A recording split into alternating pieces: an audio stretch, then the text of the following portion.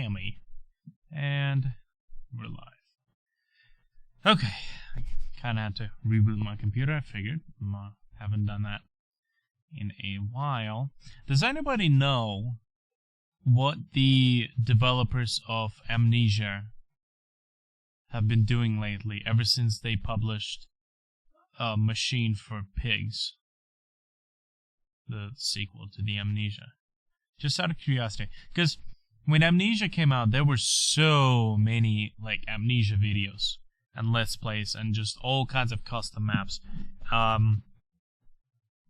After Machine for Pigs came out, it seemed like just a lot just kind of dropped off. Like the entire Amnesia scene just kind of dropped off. So, not sure what happened. Maybe it's just me. Maybe it's just since I haven't been specifically looking for those. Like PewDiePie was huge on the Amnesia games, and I think that's how he got his rise. And then, stuff and things. And then people kind of started making custom maps. He played those. Let's see. So, what I want to do right now is I actually want to go to... I want to open Aerial. I need to delete this one actually. The aerial view, and I want to open this aerial view, and I want to open the backyard and shed and kind of fill in the details that I haven't had the energy to do yesterday. I don't have the energy even to do that now. I don't know why. Or I have a speculation why. It's because I've basically fucked my sleep habits into oblivion. And only now that I'm trying to kind of do the proper human sleeping pattern, I can now witness the extent of the damages that I have done to myself. So, yeah, not fun. Not fun whatsoever.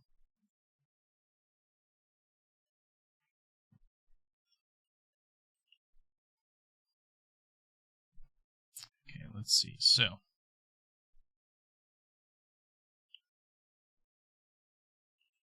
beautiful.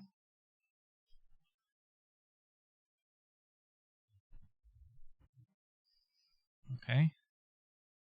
Yeah, that should be fine. Okay, so with this piece, I would like to kind of fix the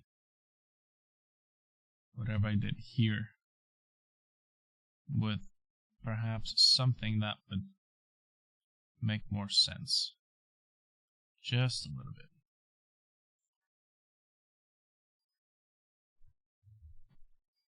So with this piece, I kind of want to try to, here's what I'm going to do. I'm going to duplicate this, and I would like to actually try to achieve the effect that I had with the leaves. And screw that. So the effect with the leaves was that it looked like the shadows, exactly what the shadows for the leaves would look like.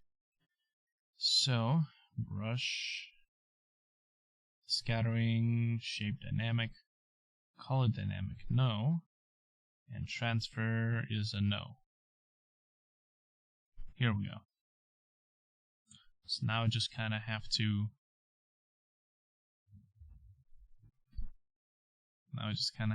increase the spacing.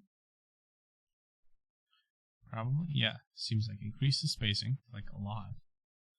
And just kind of have at it with the edge, but without increasing the brush size.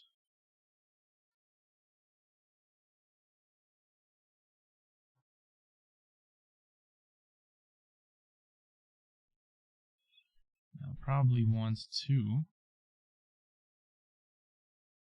like scatter them like way out like that. In fact, I'm gonna undo all of that.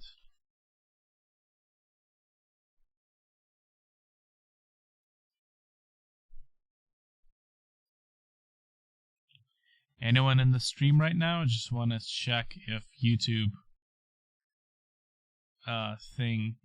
YouTube viewer counter is still worked, because it sure seems like it is. Actually, cool. Okay. Oh, tablet client driver has stopped working. Let me see, what is the name of this process?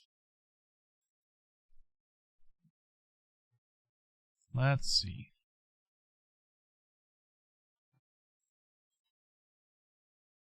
Trackball works. Tablet client driver, wt client.exe.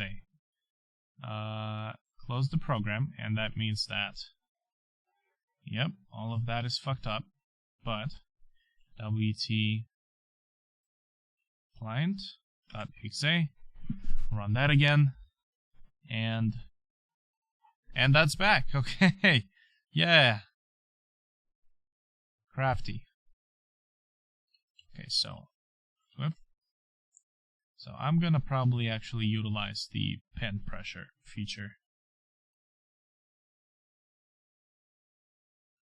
just to make it look like it's so far off the shadows are blurring into the light.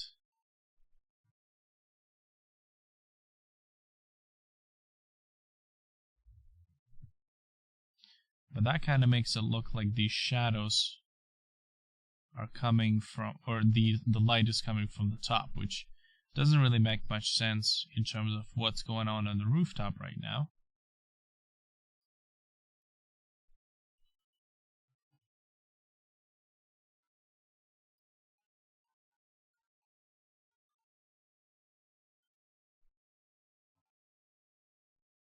Okay, but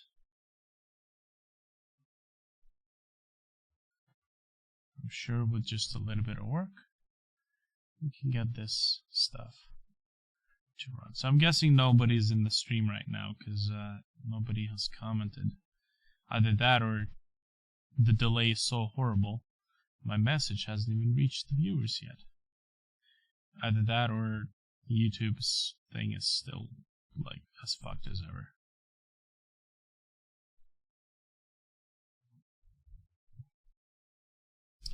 Here we go.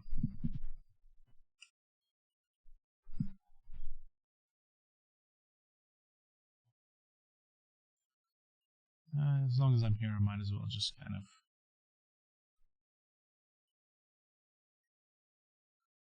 do this.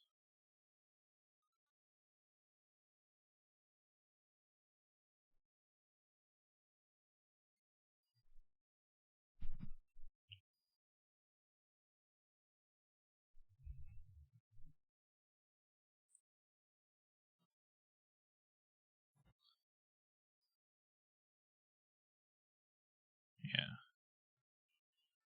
And just kind of blur those lines in. And slur whatever I'm trying to say. And be done with it.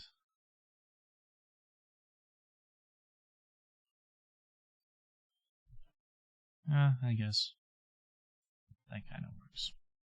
Probably not, though. I mean, I'll just leave it like this. It's got enough of a composition. I'm gonna delete that atrocity because that's just terrible. Terrible. That's terrible. Can you heal me? That's terrible. Terrible. So nothing really to update here. Terrible. This one.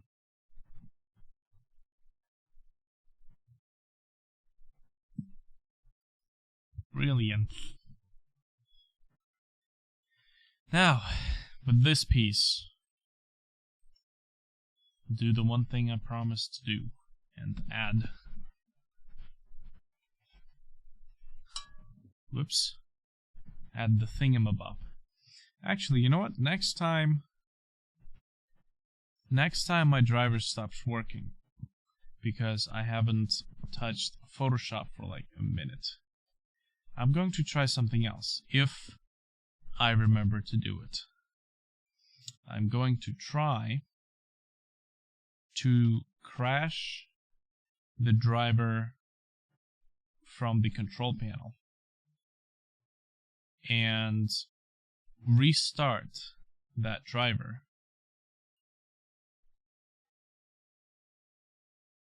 using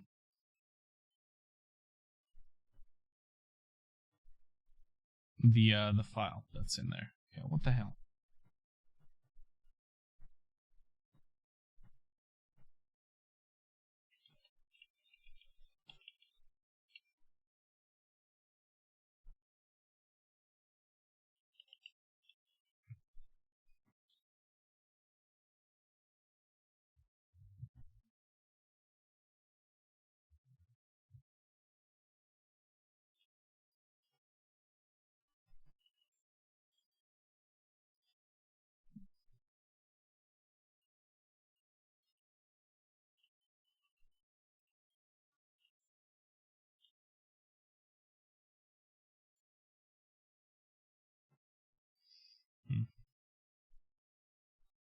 Sure. Whatever you say. Whatever you say.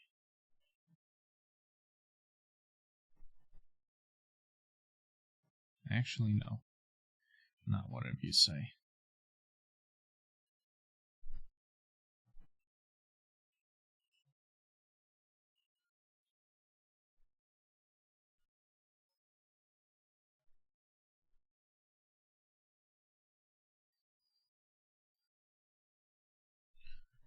Pikes.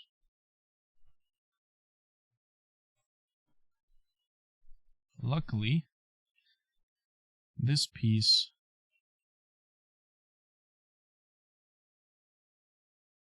or this line, I should say. What the fuck, man? Block that layer. Go to the add layer. What? It's blocked, you shithead. You piece of shit. Brush. There. Anyways, luckily, this line is, or at least seems fairly straight on the perspective. So, I believe doing this should be sufficient enough to make a convincing piece. I'm still going to check it afterwards. And what the fuck, man? Brush, not drawing. Why? Are you stupid?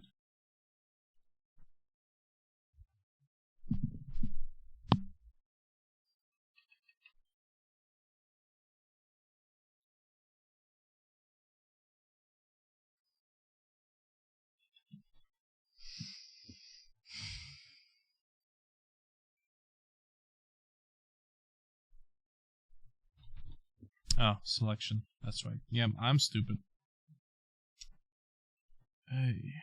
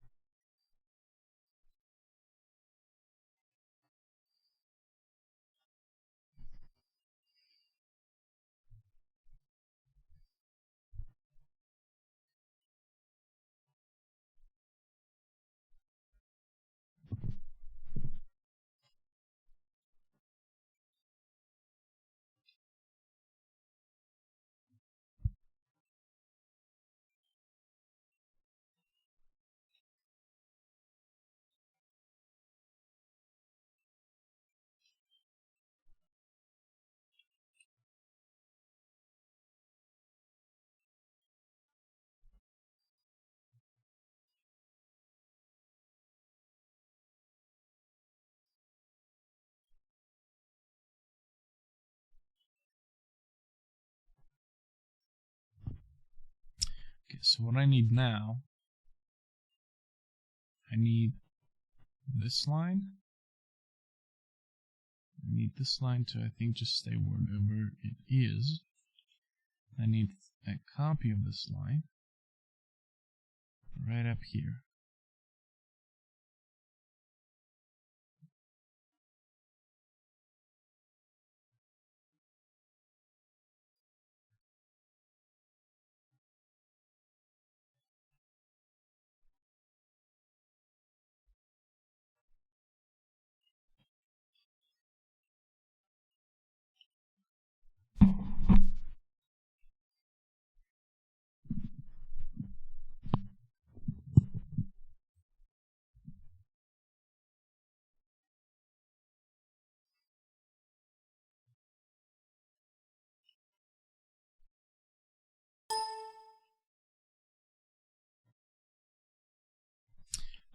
Actually, the perspective doesn't change that much that I really have to kind of worry about this stuff, so I think that should be just fine.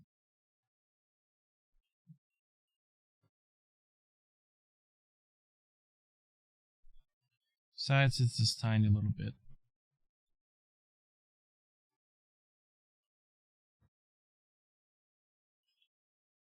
You know, not as crucial. And that actually does that just about. Probably the only thing I really want to do is add a line like this.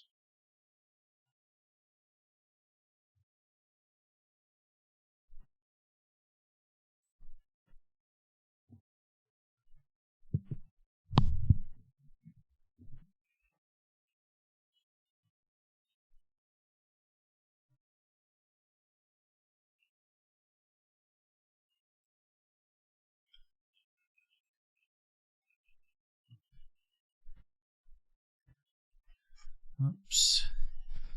Hey. Welcome back. And just do that.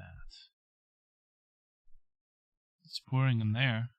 It's been raining pretty much all day long yesterday and somewhat moderately shitty today. So, you know, I getcha.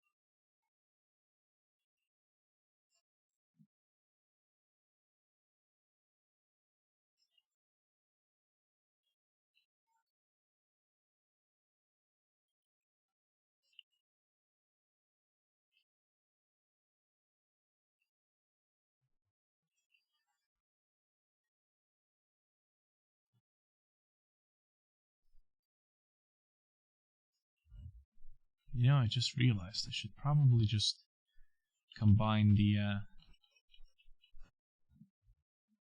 this layer and this layer and this layer, because I have to be erasing this stuff all over the everything, basically. Okay, now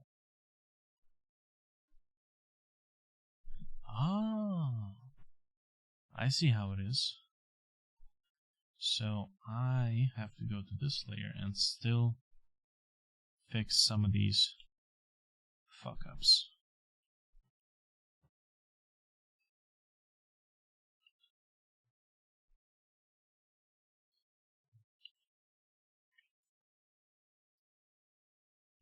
You know what? No, hold on.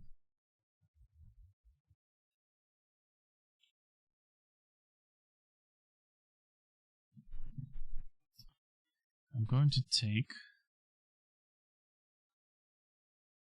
all of these small issues. There's no way that's gonna fix it. There is no fucking way.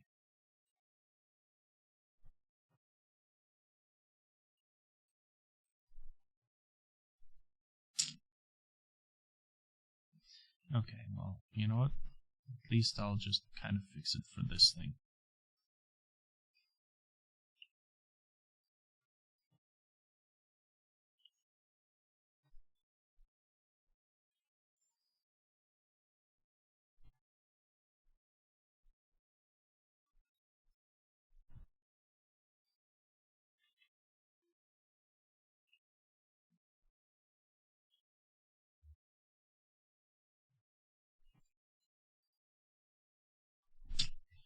Okay.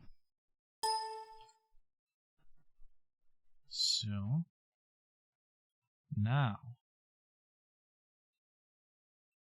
I can kind of just have at it with the erase tool.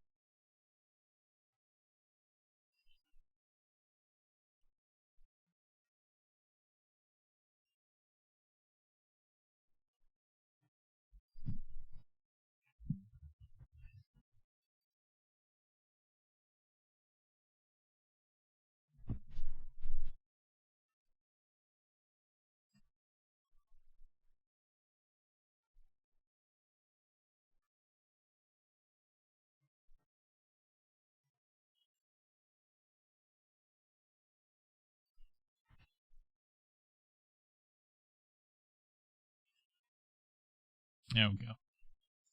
Just get those things in. And yeah, that should be just fine. There. Now Sergeant Thel can be finally happy. This one.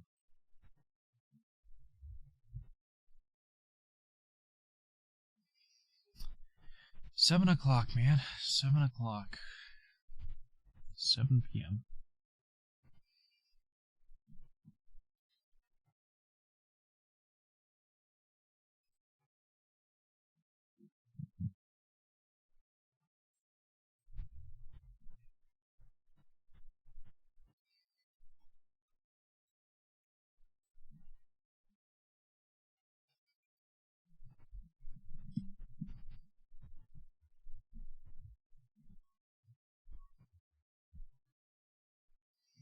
so now I don't think that there's actually anything else that I left unfinished. The only other thing is probably, at least in terms of perspective stuff, the only probably the Witch of Wayholm. This one.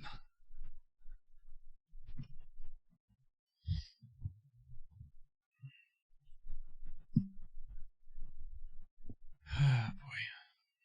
Let's see.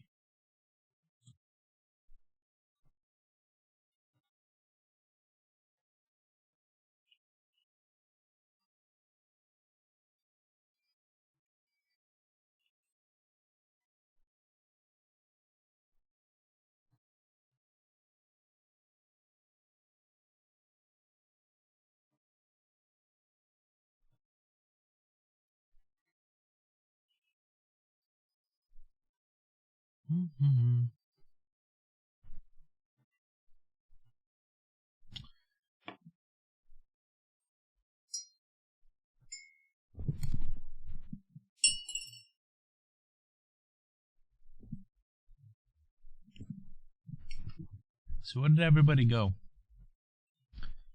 Thought I had Thel say that he's gonna be staying around in the thing until the live thing resumed.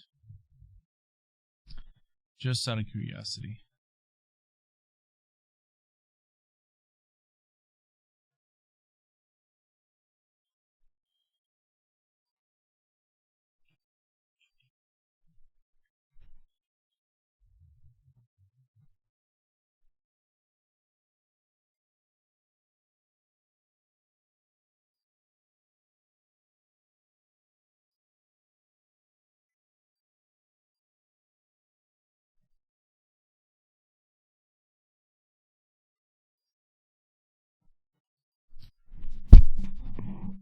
Let's see.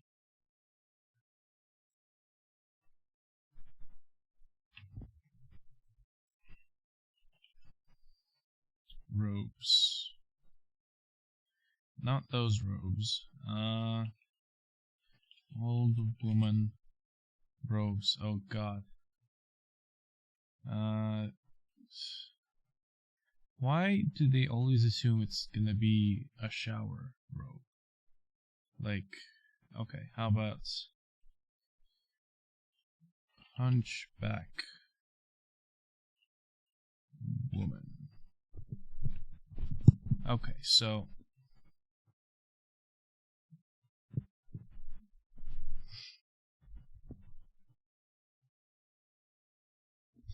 wow, and the worst part is that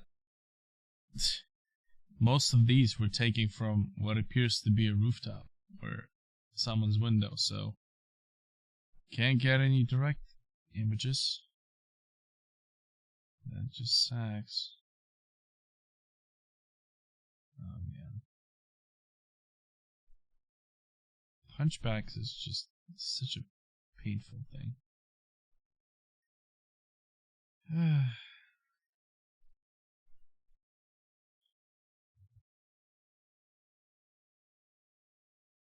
Okay, so it appears that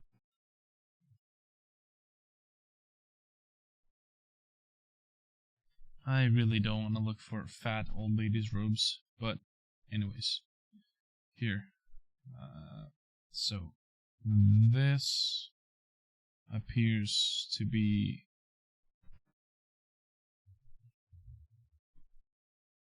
the general, like, hunchback.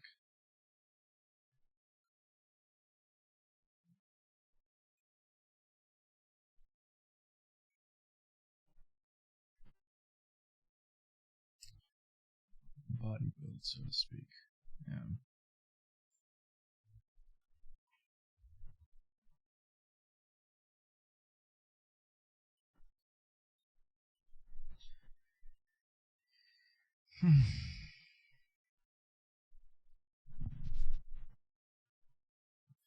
There was an image in here somewhere, actually, with the skeleton see-through. Why is Wonder Woman in there? Also, who plays Wonder Woman? At least in the new films. This one. So, sort of. That looks like a very, very poor diagram.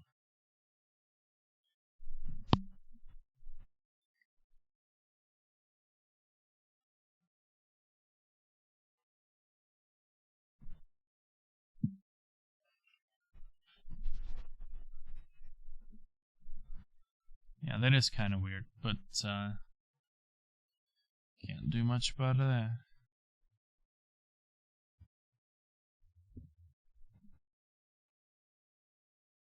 It's like the social norm for what a hunchback looks like has changed in the last something decade.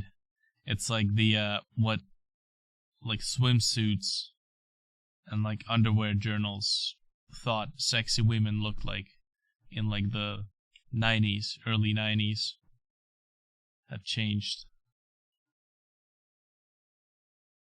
Like what is a plus size model back then, or what is a what's a optimal size body build back then is considered a plus size by today's standards.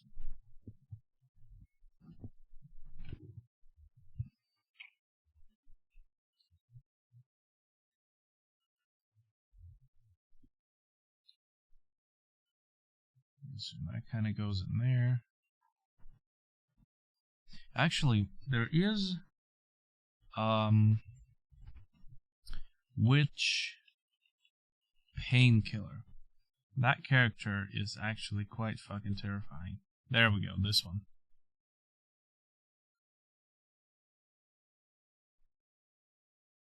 Oh yeah. Oh, okay, I should probably like... Oh, it is full screen.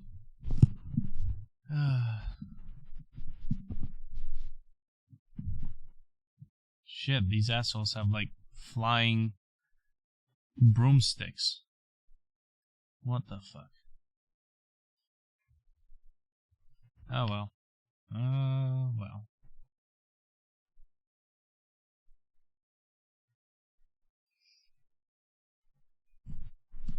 Really?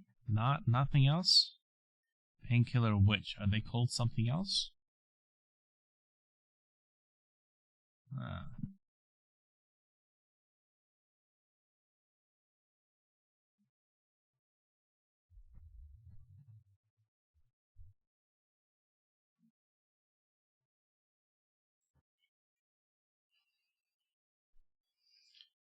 Ooh, okay.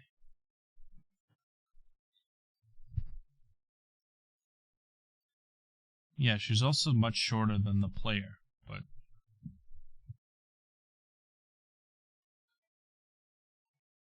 like, that much hunchback will probably put the only... Man, that kind of makes me want to sit up straight in my chair.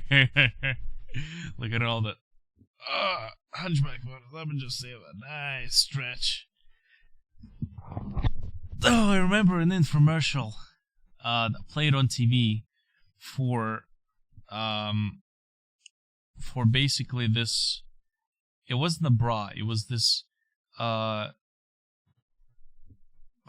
it was this device that you kind of wore on your back like a backpack, but it was very thin. It resembled a bra more, but it like gave you a shock every time you hunched over your desk, and it was promoting like keep your back straight when you're at work and you're working in the office. So I'm like, that must be torture. That must be what shock collars on dogs feel like.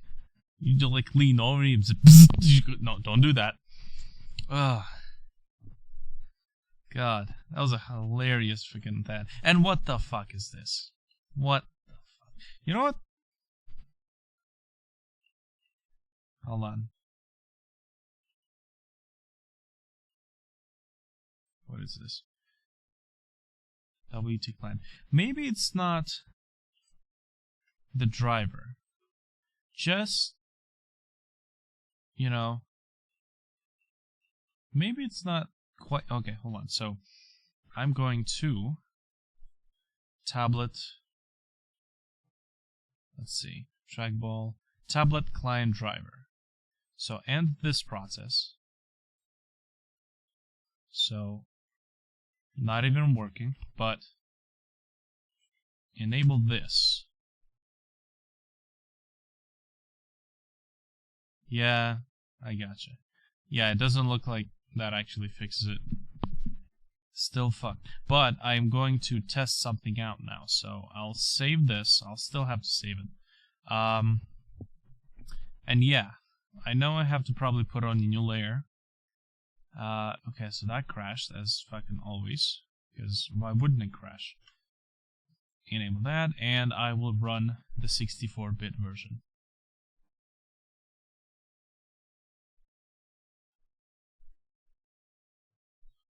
Also, our mystery viewer has joined the stream. The one who never speaks, because if he does, we'll know his username. Or her username. Okay, Witch of Wayholm. Okay, so I know it's on the same background layer. I'll have to transfer some stuff either way. Wait, what? It's still fucked. Oh no, never mind. I just didn't. Whoops, didn't pick the feature. Oh, that's Gizmo. Well, you're no fun. You're not a mystery viewer. You're just a regular viewer. All that mystery jazz has been lost about you. Now that you have spoken.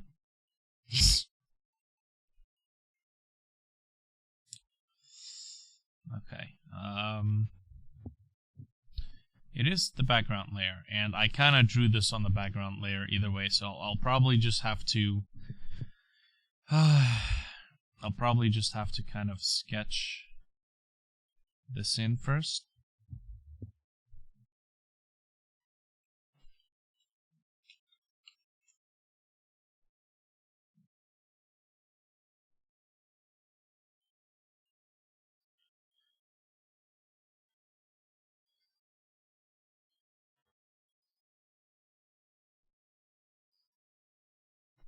And I'll actually create a new background layer. This one will be gray. Actually, yeah, that's what I'm gonna do from now on. I'm gonna, instead of using a white background, I'm gonna use a gray background, and I think that's exactly what digital painters use. Exactly why digital painters use like a paper background, a paper imitating background. It's because they can actually see the spots where there's no ink, and they can see the spots where things were kind of drawn, so that they can correct it and make sure that they don't end up with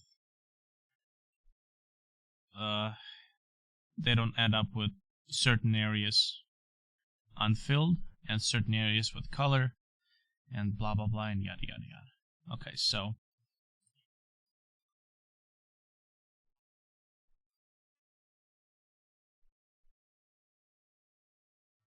kind of want to just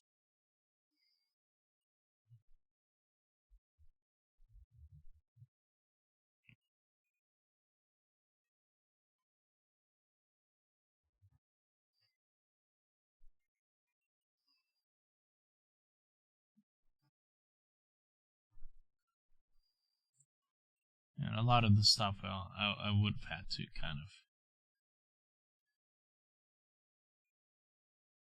redraw anyways.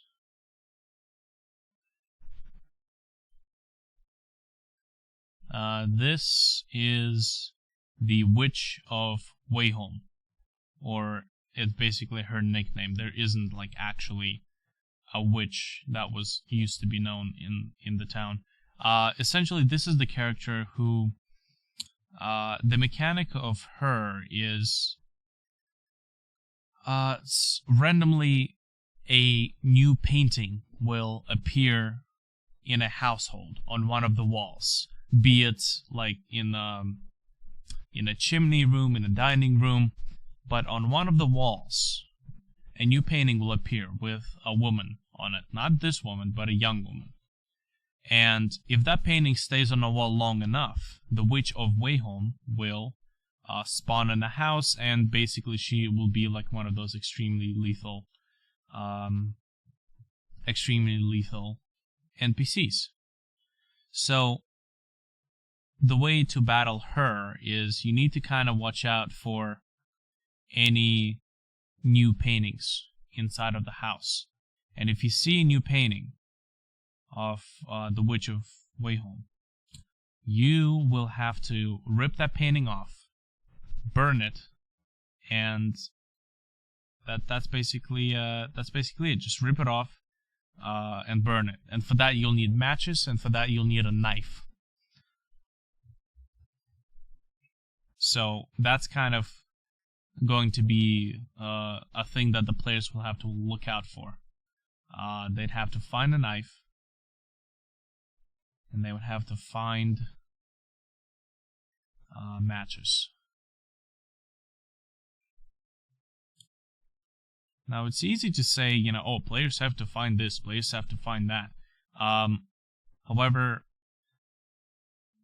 interestingly enough, a lot of the times when that happens, and a lot of times when these kinds of mechanics are implemented, the players end up kind of getting scattered, especially with the way the demo was made. Players just kind of get scattered. They kind of get lost as, why did I die? What was I supposed to do? Because there's one thing is putting text instructions for everything. Like, you died because you didn't destroy the painting with a knife and matches, right? Or they would find a knife and not know what to do with it, right? So it's very easy to be saying, it's like, oh, players have to find this, players have to find that.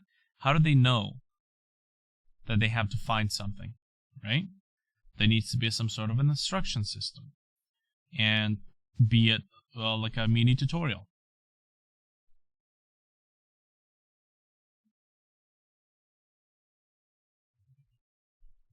I'm not saying I'm going to do exactly that. I'm saying that it is something that you have to think about.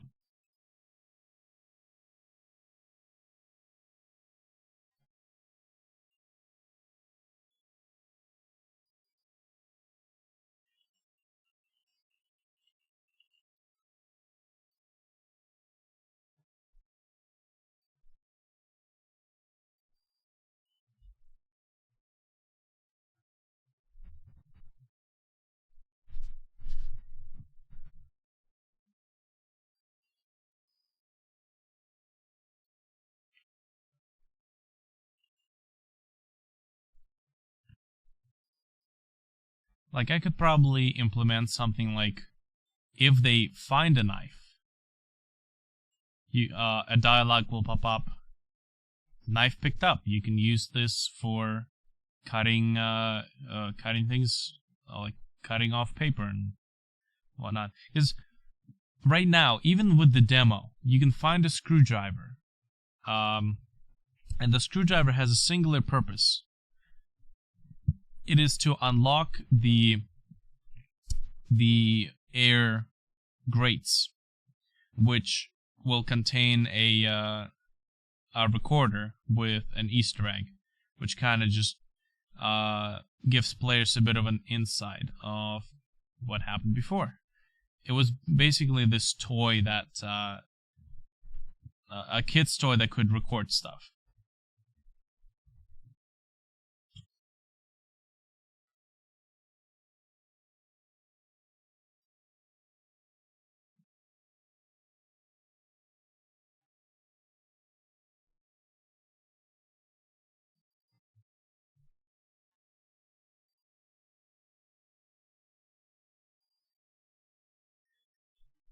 So in one of those toys, players would be able to listen to a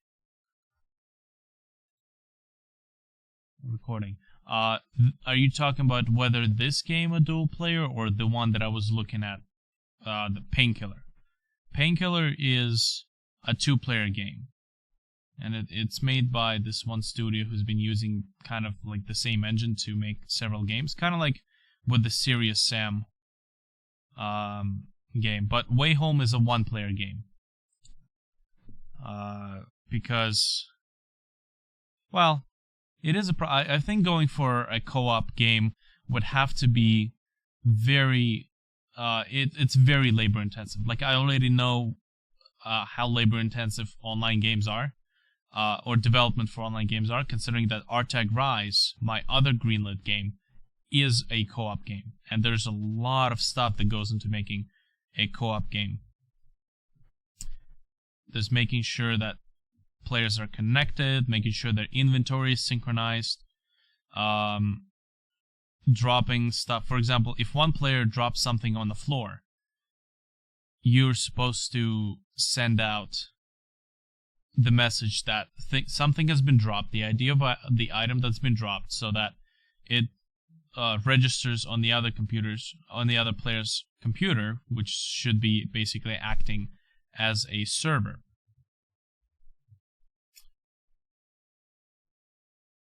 And, you know, just everything, all that stuff along those lines. It's very labor intensive. But, needless to say, I do have 2 games that take place in sort of the same universe. At least it uses the same terminology. But both of those games they're more co-op survival horror based. Not as much story based. And I have been drawing a lot of concept art for those games, but it's on the physical medium. Like, it's on a sketchbook. And I think I have one of the sketchbooks lying around. Oh man, so many sketchbooks that I started for brand new projects. Like, I would start a brand new sketchbook in order to draw art, concept art for one game, and I would get like 5 pages in, and that was basically it. So there's so many sketchbooks that are basically blank besides like the first 3 pages. Huh.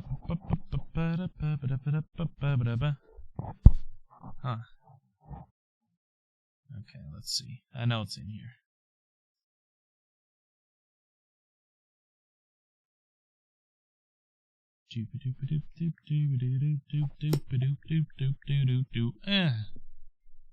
Bullshit.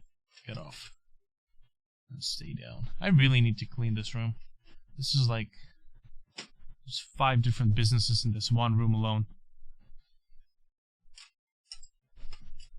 5 different fucking businesses.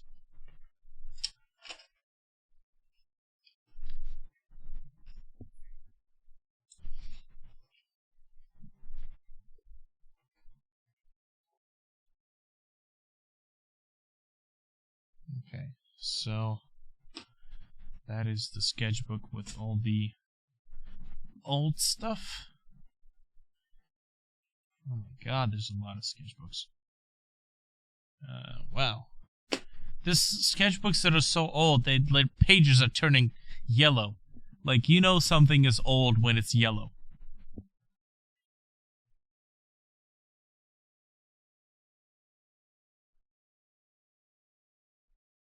Separate sketchbook. Yeah, I don't think I have enough of an audience, though, to be doing specifically for that. Like, I could probably go through a lot of these sketchbooks, but... Shit, man. Wow, this looks actually kind of cool. Wouldn't you like to see? This looks really cool. Wow, look at this amazing artwork. You should see this, man. That's my life drawing sketchbook. That's another blank sketchbook. That's my yearbook. I should really toss that in the garbage. I have absolutely No business remembering the shenanigans I did in high school. This is my testing sketchbook. Ooh, actually? Oh no, that's like totally different game. Actually, this is like the concept art book for for a totally valid project, and that's that sketchbook. I know I have more sketchbooks though.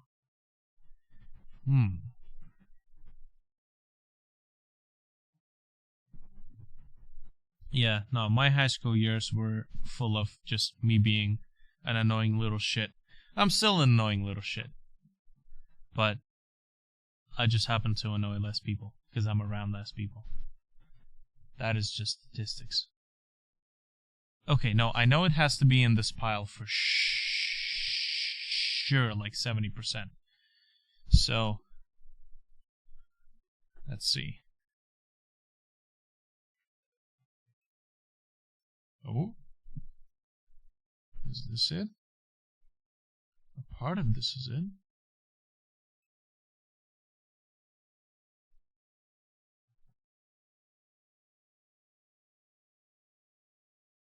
Huh. Interesting. Oh, wow.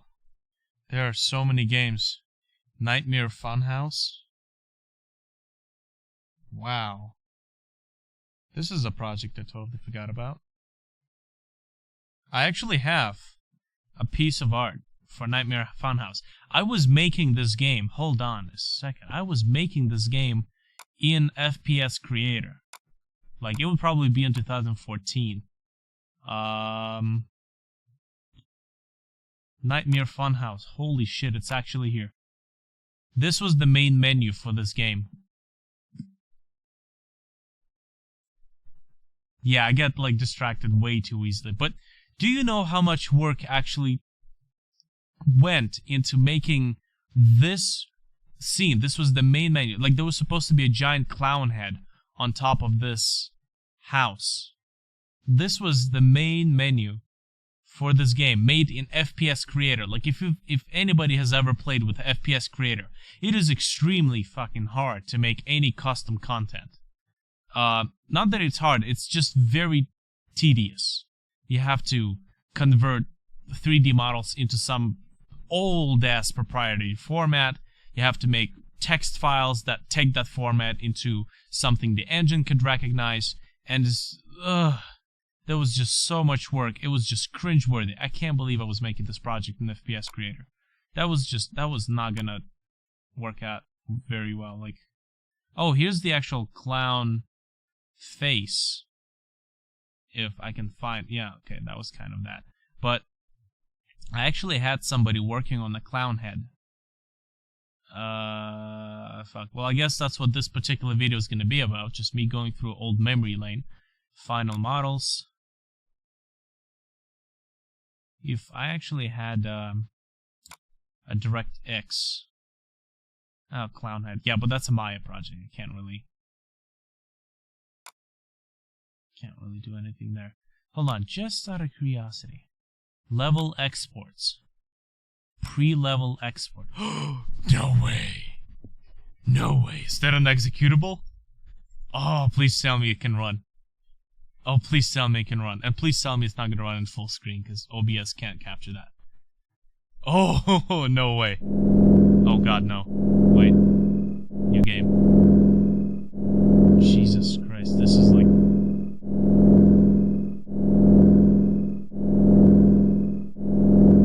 Come on. Come on. Load it up. Oh. Is that the sound of it crashing, or is that the sound of it still loading? Or is that the sound of my graphics card crashing? Because, you know, that can always happen. Let me just go through this piece. Wow, there's so much concept artwork here.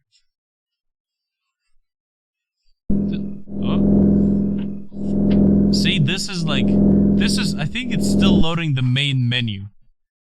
With all the models and textures, with all that bullshit, it's still loading it.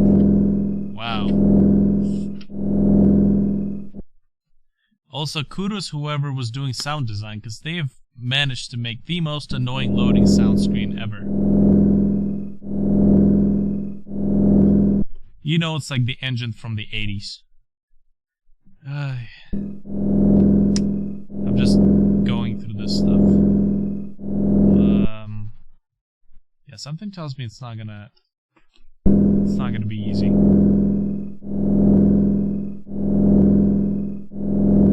Yeah, I don't think it's gonna do this. Oh man. What about the other one? Segment template. Let's see if this one will work.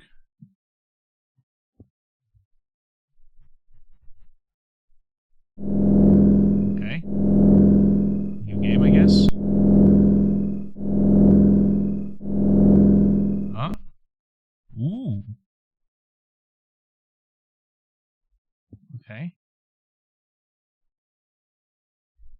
Alright. Awesome, man. Look at this. It's a top-notch... Oh! Holy shit, I can actually... I'm actually walking around. I am actually walking around. It's just... there's just no light. Okay. Well, that was just basically that. Exit game. Alright, one last attempt for the, for this project. Level exports. Oh my goodness. Yeah, just, just run this. If not, then, just, you've seen the screenshot. Yeah. Just, shut up. Shut up. Come on.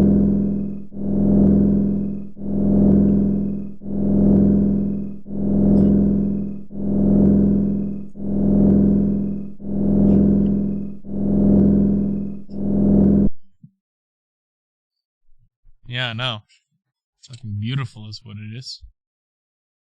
Some expert craftsmanship.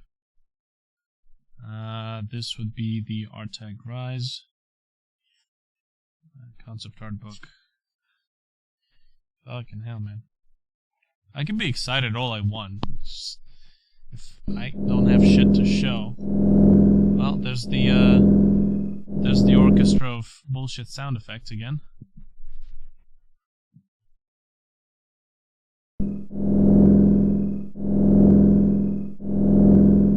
Okay, this is my porn sketchbook.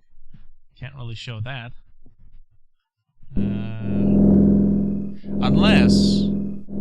Unless I get like $100 donation, and only that donator will actually get to see my porn sketchbook. That is my price. You hear that? That is my price. Oh Jesus! Oh, yeah, was it? No, that was not it.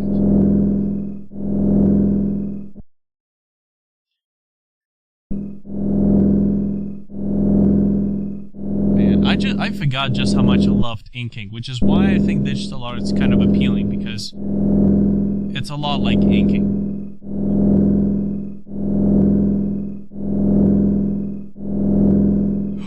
Oh, I found it. I totally found it. Oh, but this looks ugly. Okay, not all of it is made for the same project. Okay. And on the other side, is there anything there? There is totally stuff there. Actually, yes. And what was on this one? Is that the sound of the game crashing? Is that the sound of the game loading? I have no idea. No, this looks like floor maps for a totally different game. But I found one of the sketchbooks. And this was for the first project. We're going to neatly put that down there. And now, as for the sketchbook of the other project. Yeah, I think it's just... I think the engine just kind of took a shit there.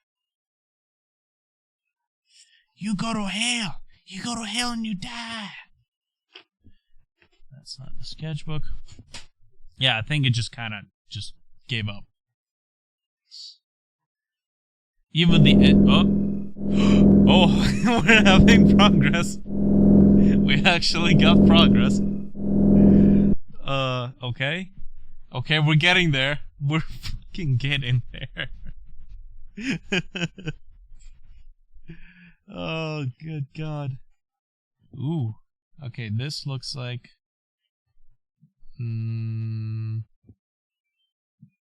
this looks like something completely different. But we just had progress. And I was gonna make a giant fucking game with this. Oh! Look, 3 lives, 500 health. And you can hear that there's stuff that's kind of breaking apart. Okay, here we go. So, now, what the fuck is going on here? Oh, hey, look at that. I've got a flashlight / lantern, and I just fell through the floor, and I died. Yeah, this engine was extremely shit at, like, things like collisions. Extremely shit at things like collisions. Okay, let me see if I can kind of... Press enter to use. I'm also slowly sliding off this cliff, but enter was not set. I instead had failed. There you go, I failed. And there was a little skeleton in there. I don't remember what the skeleton was for. I think you were supposed to find a key in the main house. But anyways, yeah, if you had like large meshes, that meant the collision for like this entire terrain is just completely garbage. I actually had to split the terrain into 4 different pieces in order to not have it, you know, completely just fall through everything. But anyways, there's a, this was supposed to have been like the very beginning. I can't believe I was going to use this. Oh yeah, that's right. I should probably resize the video capture. Fucking A, come on. OBS. Now watch this fucking thing crash. Watch it crash. Just because... Fuck me. Come on. Come on. Well, it doesn't look like this thing wants to... Oh, yeah, look, let's see, can't resize the window now. Not unless... Oh. Ooh, I can use tab. I can use tab in order to tab through the... Okay, so how do I... Enter? M for mute or delete? I can delete. I deleted it. That's right. I'm gonna have to remake that though. So let's see, where the hell am I? Where in the frickin' hell am I? So okay, let me use the stars for orientation. So if the moon is over there, that means the building was roughly around here, and I can kind of see the outline in this dark abyss. Oh, no, that looks like the shit shack I just came from. So that means the House of Horrors is located... Oh god, no! Jesus Christ. Didn't even develop the game, it's already scaring the shit out of me. Oh, there's the House of Horrors. And in the main menu, there was supposed to be fog in here. Oh god, no, I'm clipping on the trees. Oh no, it's this tiny plant. I can't get through this. How should I solve this issue? Anyways. Oh, come on. Come on, I'm almost there. Here we go, there's the side of the building. You can bask in the glory of the size of the side of the building. Let me get to the front. You see how the lighting is all fucked up? You know this engine was made in the 90s. When? Yep, that too. Overlapping UVs, just...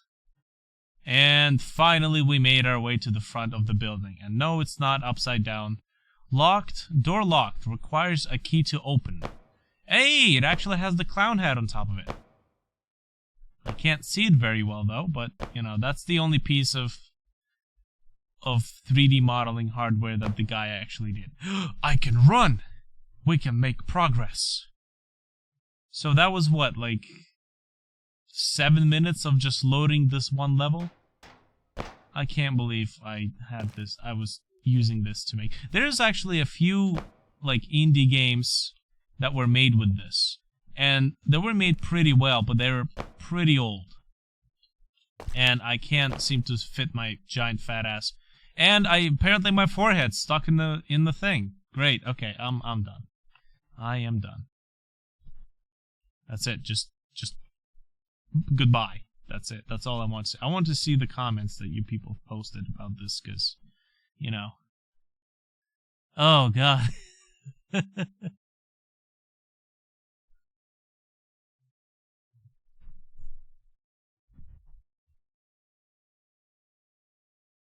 Yeah, that seems to be like a...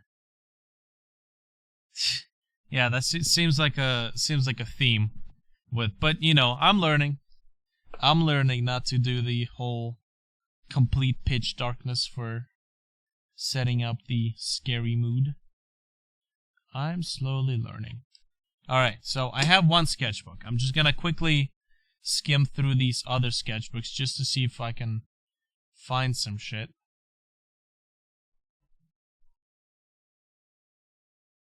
Wow, so much embarrassed. Some of this artwork that I drew in high school is actually pretty good.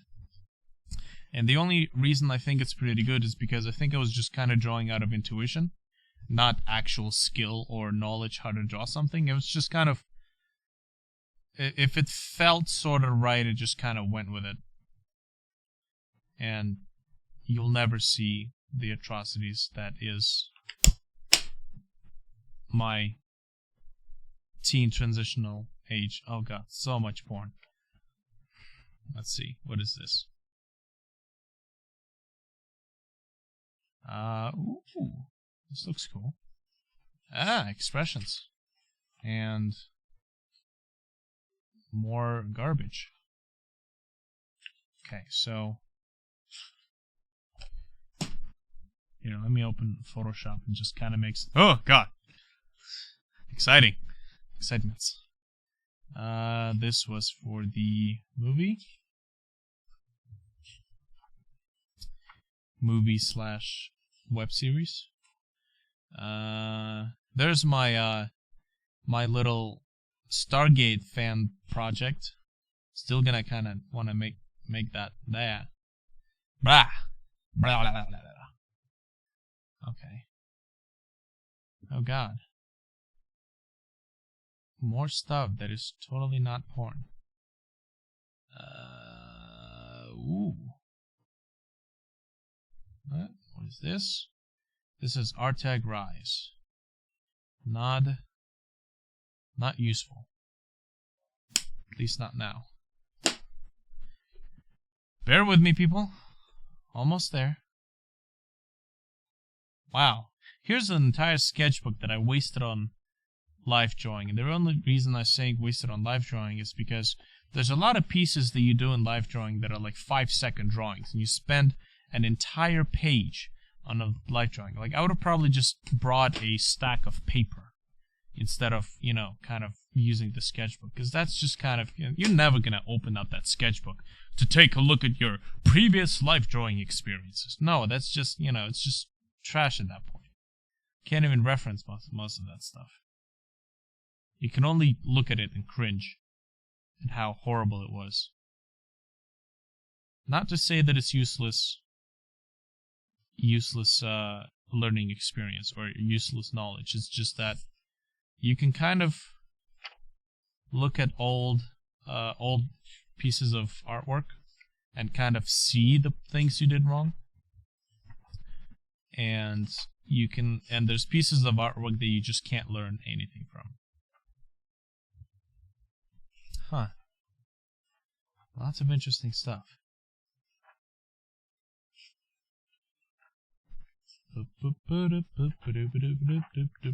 Shit. Nothing. There's the concept artwork for Stillman's Legacy. And I have no idea what this shit is for. Ooh, this looks interesting.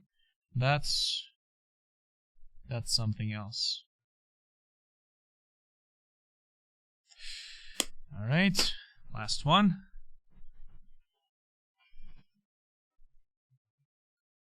And last sketchbook is empty. Alright, well, I'm out of sketchbooks as far as I know, unless I stashed some in the land of God knows where. Maybe there's something on the floor. No, I don't think so. Okay, well, guess the only sketchbook I have. So, what was this in regards to? Oh yeah, you asked, is this game gonna be co-op? And it's been like 15 minutes of just doing this. Damn you and your questions. See, I blame you. I don't blame myself. I blame you. Because you are you. And let me pick this device here. Deactivate and activate. Yeah, and that was just the, oh god. Waiting an hour to real time just to lose weight and go through the... That was basically what it felt like loading the game. Anyways, whoops. Let me just kind of pull this up so I can see where it is. So, this game was supposed to be one of the two games that are of basically the same nature, so to speak. So, this was the basic premise of this is you kind of wake up in this abandoned, a lot of abandoned topics, but you can't really kind of call it anyways. Not abandoned. It's a town that's very reminiscent of like European architecture, like Chernobyl, for example, or like Russian architecture. So you wake up in this general area where there's a power plant, there's a forest, a giant dense forest, and there's a residential district. And your main goal is to activate a machine in the power plant, which would bring you back to the world of the living. And you start the game directly in the negative dimension. So, as I said, the negative dimension is a concept that spans throughout several of my games, and they basically take place in the same universe. So your goal is to get out of the negative dimension, and this entire chunk of the house, or chunk of the of this town, the power plant, and the forest, was kind of ripped out of the world of the living, basically our world, and plucked into, like, on top of the world of the negative. So this entire zone is basically haunted, and it's very sci-fi based, like science fiction based. So I have, okay, this is irrelevant stuff. So essentially, notes, development stuff. So your main tool is essentially this lamp, like this. It's a crank-driven lamp. You have to spin it in order to basically have a mechanism inside generate momentum, and thus generate light for you. So in order to kind of keep it up, you have to constantly spin the crank, which later on, when I started looking more and more into like VR, I actually thought that this would be an amazing VR project, because two people with VR headsets would basically, like, there's a lot of stuff that takes place in these games that is very interactable. So instead of just using the scroll mouse, or instead of just pressing a button or spamming a button, yes, the hand crank generator, you would actually use the VR touch remotes in order to spin the crank generator. Now this thing basically, there's the back view of it. This one. So essentially, you spin the crank to get yourself charges. So you have 3 charges, and the charges last you for a little while as a general flashlight. But you also have a photo flash attached to it, and the photo flash is used to battle or to combat the paranormal entities. And this is where you have 3 charges, and that means you have 3 flashes, after which you need to spin the crank. So you kind of have to get into the habit of conserving your hits, so to speak. So it is a stealth-based game. It's not like a kill-em-all type of a project. So second the second use for this. So it's your weapon. This is your flashlight, your weapon, and the third is this is a portable, at least the starting portable generator.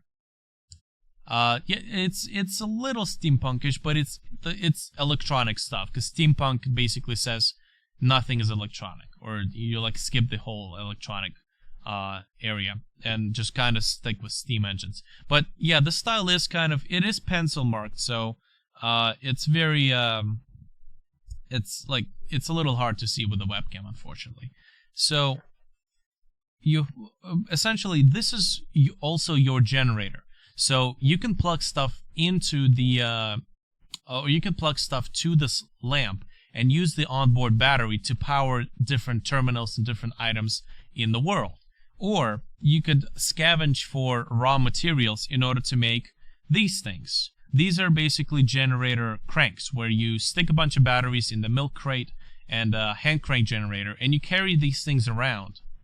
And basically you can walk up to, let's say, a light post, which I had somewhere around here. Basically everything in this world is unpowered unless you plug one of these things in. Like, for example, this was like a light post, where there's a little lid on the bottom that you can unscrew, and there's the little dials that say the town is that way, the time is that way. Like these, you know, these old not Nixie tubes, but they're vacuum tube displays, which I think I can kind of pull up. Let's see, I think I can pull them up here. So vacuum tube display. I think it's actually going to pull up the Nixie tube display, but that's not what I'm looking for. This one. So this sort of a display that was like this. It's a neon tube display, but it's I think it actually functions almost like a Nixie tube. So that was actually the this general style for these dials and these devices, essentially. Let me turn this light on, actually. Oh, that does not help. So you would use these crates that can be crafted at crafting workbenches, or like tool benches, in order to power things like these light posts. And the light posts would be your kind of checkpoints. Kind of like with Alan Wake, when the light posts are shining, you can get underneath them, and they act like save points, checkpoints, and like little safe havens. There's also basically street lamps in the parking lots. There's little lamps on top of doors, and as well as like hallways. You can power those up, but you'd have to craft. Yeah, you'd have to craft new. Whatchamacallit? You'd have to craft new crank generators. And the thing is, these don't run forever. These only run for as long as you charge them. So if there's a, if you leave one of these things alone, and they will run out of power, at which point if you come across, if you're running back, for example, you're getting chased by paranormal entities, you will have to actually walk up to the thing and spin the crank in order to power the generator back up. And these things are upgradable, so that after a few upgrades they will offer longer charges. And you know, there's gadgets, like for example the portable alarm clocks, and these things can be used to lure paranormal entities to a certain area. For example, if something is extremely populated and you need to get through, you can use one of these things. These also can be used as alarms that you can set up near doors, so that when a paranormal entity gets too close, it will sound the alarm, and you will basically be notified when something is kind of getting a little too close to your base of operations. Also, there's this thing which is used to find radioactive fragments for the power station machinery, and these things are kind of scattered all over the these things are scattered all over this giant map. So there's the giant forest, the residential district, and the power plant. So your main goal is to, first of all, get enough materials to craft the necessary tools, like the Geiger counter, for example, the Geiger counter for radioactive, for searching the radioactive machinery, your milk crate generators and whatnot, and your main goal is to get to the power plant and enable the machine. After which, when you enable the machine, it's basically a time event where you kind of just have to defend yourself from hordes of incoming ghosts. So this map, like by scale, well, you saw the map. The map by scale is very, very big. And I was looking into modular generation of buildings, so the building will have a single size, but the rooms would be like modular, like one room, second room, third room, and they would just kind of randomize with their layout, so you would never know when something is in the same area. Like here we go, basically like random generation. But random generation is a very finicky subject. A lot of people say, oh, my level is going to be random generated, but there's a lot of work that has to go into making a randomly generated level that looks good. Here's the design of some of the, for example, the terminals. And these are the pieces that you would have to basically look for in order to find them. Actually, I did sodomize this webcam in order to be able to, adjust the focus. So, there we go. I think it can work with this.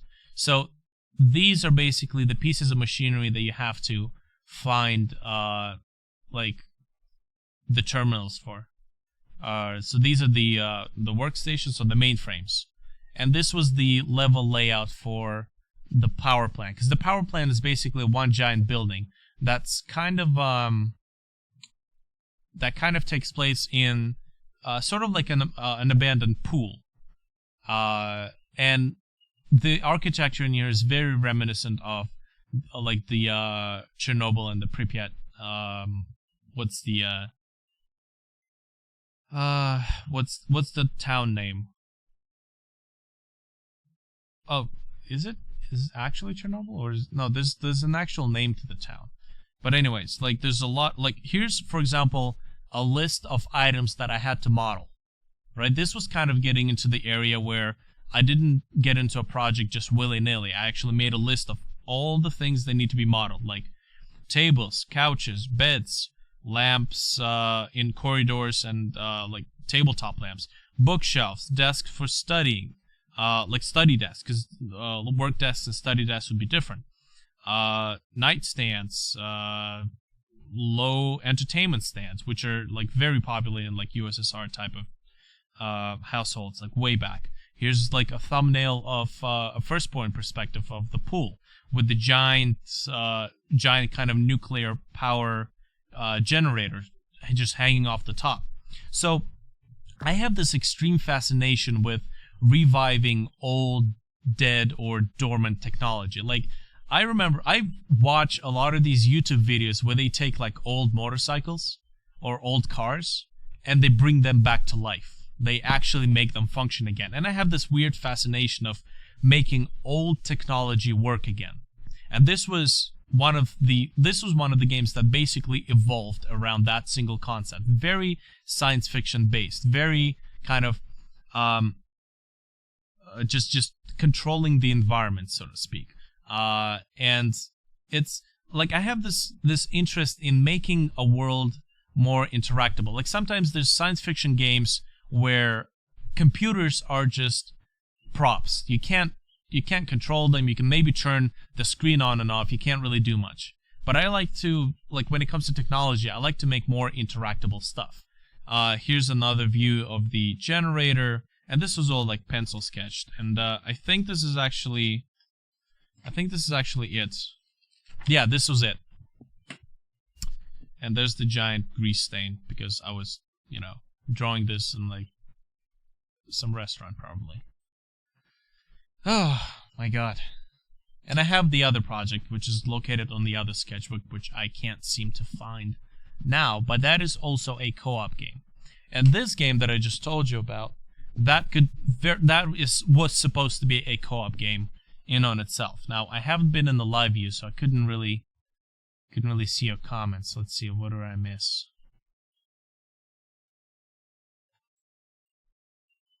Steampunk, I think brass and copper. Yeah, brass and copper is usually the theme. Like more gold, more brass and copper, like exposed metals. But in this case, it's not. It's like more rusty. Uh-oh. Okay, 1 second. Give me a moment. My work is calling.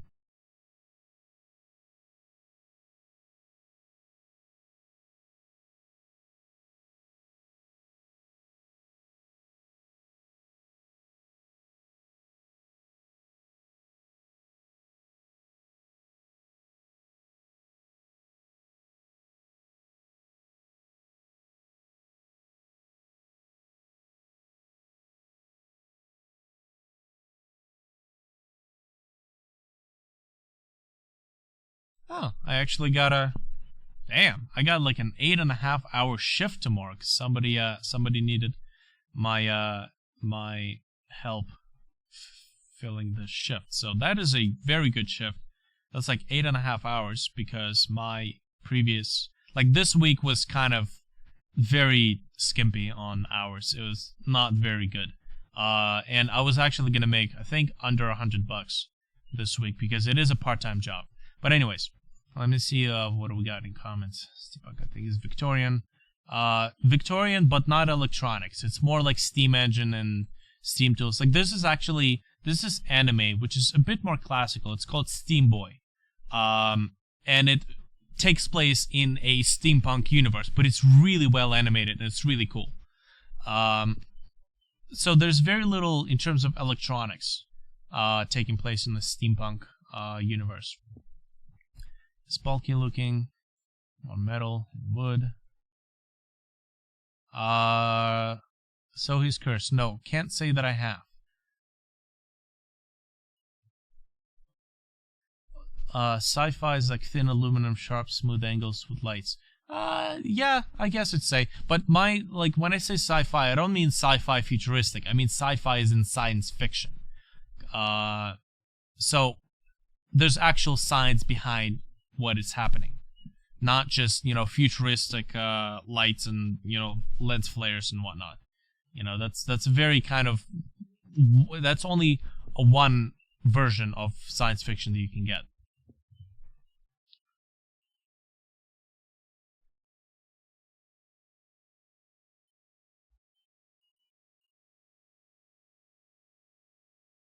Do you run 2 different rooms to crank a machine? These are essentially when you craft a milk crate generator is what it's called. You carry it on your inventory, and when you get to a certain point, like for example a light post, you can drop it on the floor and connect it to the light post, and it can basically be left there.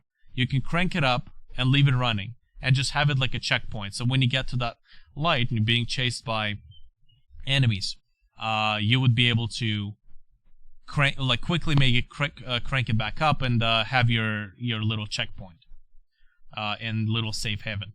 But these can be picked back up and carried elsewhere, or you can just continue scavenging for parts and make more of these milk crate generators. So they're kind of like they're a very vast resource. So you just need to find the right parts. And there's a lot of scrapping going on, like finding metal forks, metal cups, all that stuff. And, it kind of gets into more like Fallout crafting, I should say. Not like Minecraft crafting.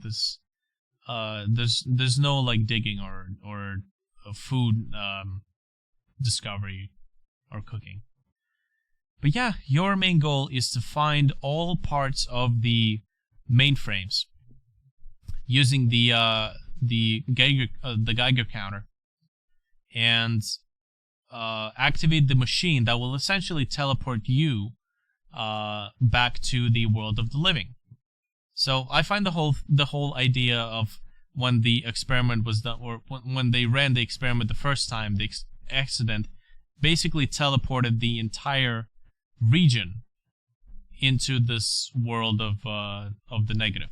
It's kind of like with Portal 2 when the Ouroboros. No, not the Ouroboros. Ouroboros was for Resident Evil. What was the Portal 2 thing? Portal 2 was... Ah, God, it escapes me. It sounded similar. It sounded similar. Remind me, what was it?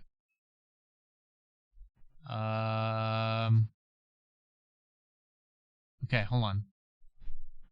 Ship from Portal 2.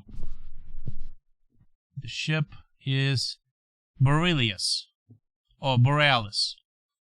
Yeah, so it's kind of in the same sense where except it's not teleportation, it's just basically a parallel dimension. So anyways, yeah, that's, that game is supposed to be co-op, and I think that game would look really cool if made with VR headsets. Because I honestly, I think VR headsets, or VR, should be the future of gaming. It's just the approach of it. A lot of the games are made where the player is just standing in one single spot and he's fighting a wave of zombies, or like the entire story sort of takes place in this little little circle around the player. Which the thing is, I don't have the VR dev kit yet, so I don't know whether there's a specific reason for limiting the player's movement, because there's a way of moving the player in the actual room, and there's a way of moving the player while the player is sitting in his chair. So when he's sitting in his chair, he's using the control keys or the controller. When he's standing around, that's a bit of a different subject. So yeah, that's my little detour. If I find the sketchbook with the other piece, I will definitely go through that, because it also takes place in a world of the negative, but it's a bit more it's not as science fiction-y. It's a bit more I don't know. It's kind of the mix of Nazi zombies, like Call of Duty Nazi zombies, but it doesn't take place with zombies. But you do have to go through like get from point A to point B, right? So it's not like wave-based in an enclosed space. Anyways, I got all riled up. It's a cool game idea, and, you know, not to toot my own horn, it's just, I would love to play that game. And a lot of these games that I make, they're games that I would love to play. And, of course, you know, my tablet is just... Can I run this? No, I can't. You garbage driver, you. Yes, save it in compatibility.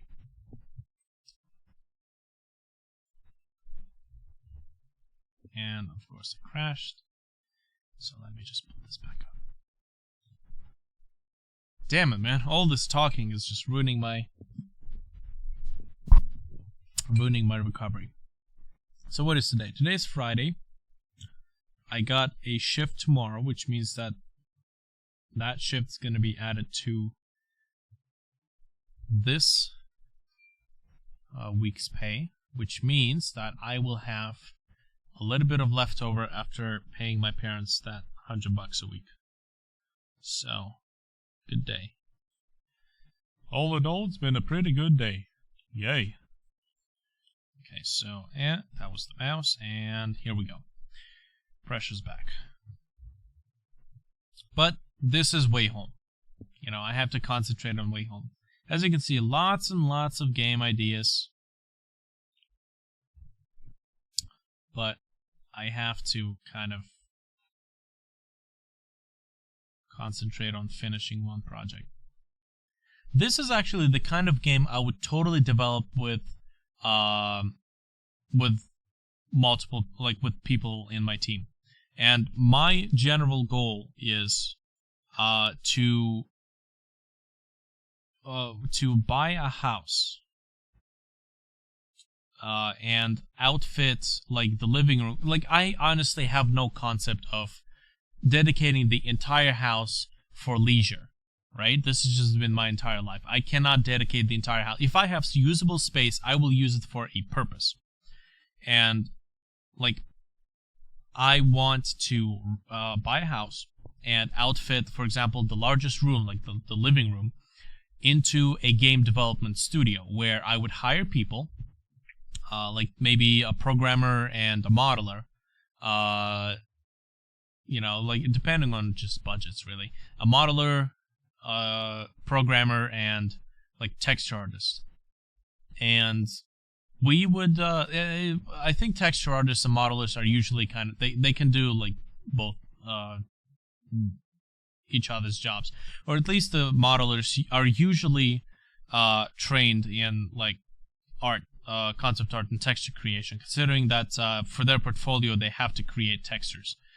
So my home would be basically the little studio, kind of like CD Projekt Red started out, and just develop the games from my home.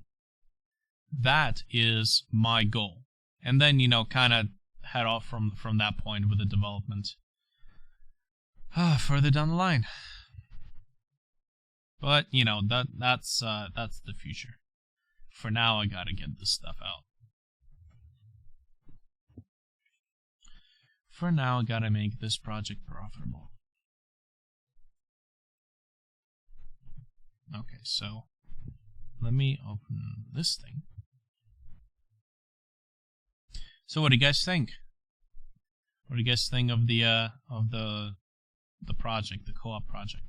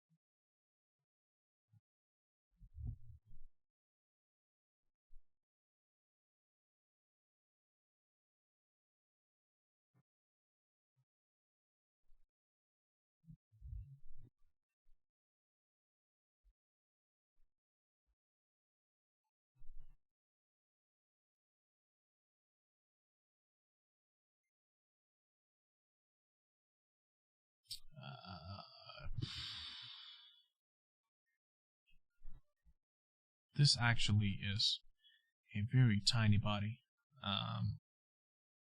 for the head of basically this size.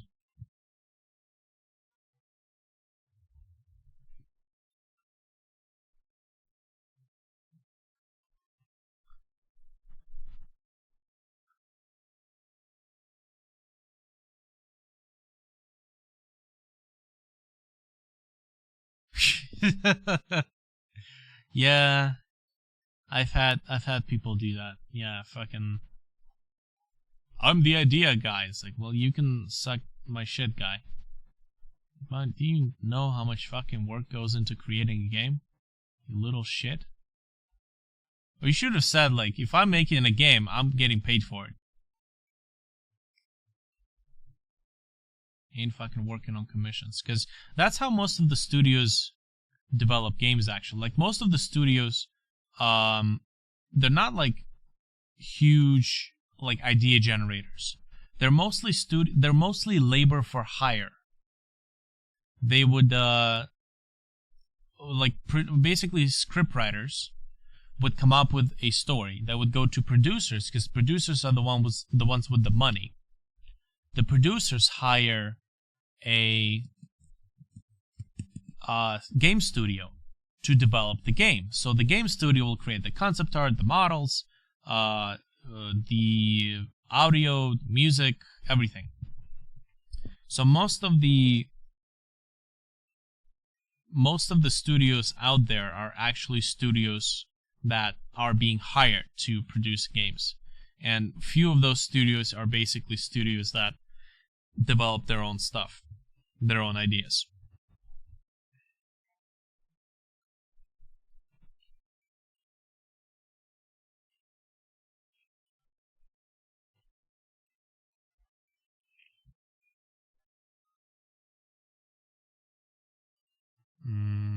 Let me actually maybe just kind of...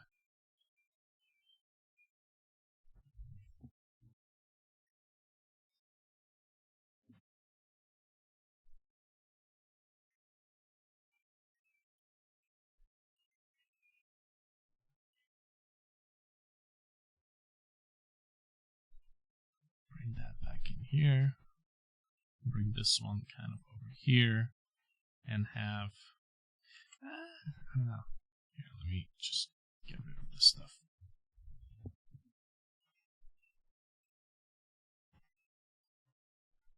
Unless I should have like a parallel line going here. That'll be interesting.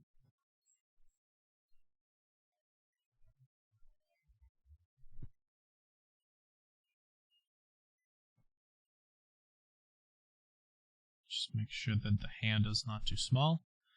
A lot of the artists suffer from the tiny hand syndrome. Or a lot of the characters, I should say, not artists.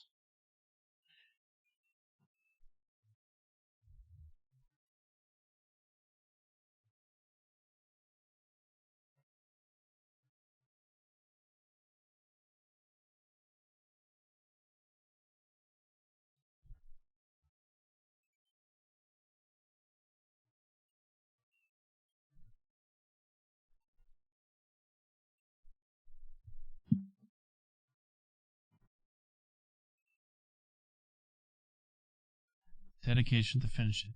Shit, man. Honestly, if I had an early access game that had a lot of pre-orders, I would fucking finish that game, no questions asked. Because people, like large companies, actually can afford to make mistakes in their games and ship unfinished games. Because fuck, they got teams of people that can fix the mistakes quickly, and they just kind of made that whole principle okay, that they can ship an unfinished product and finish it with updates. But not for indie developers. Indie developers kind of get a lot of flack for unfinished games, but it's the concept of early access, where a studio can get the financial boost from developing a game, is a valid model. It's just that large studios have called it pre-orders. Help a studio to develop game by picking up the game early. And a lot of indie developers, like a lot of shit developers, have basically defecated the entire concept of pre-orders by collecting money and never releasing, either releasing shitty builds or never releasing a game altogether. And it's because of that honest developers suffer from. And where they could have received financial aid, they don't. You know, the whole trust issue basically just throws that entire possibility out the window. Because shit, if I can get my game out on early access, then I would hire an artist or a modeler, animator, just in a heartbeat, to get these models done and animations done for me. Absolutely. The problem is nobody's gonna buy. Nobody's gonna get early access or pre-order a game where the game is in a state where a lot of developers have scammed people out of their money before, right? Because right now, this is pre-production. Every game project has 3 stages: pre-production, production, and post-production. Pre-production is conceptual artwork, preparation, script, putting together mostly information about the project. Production is making 3D models, making textures, making the game engine, or putting all the assets into the game engine, into some sort of a playable demo.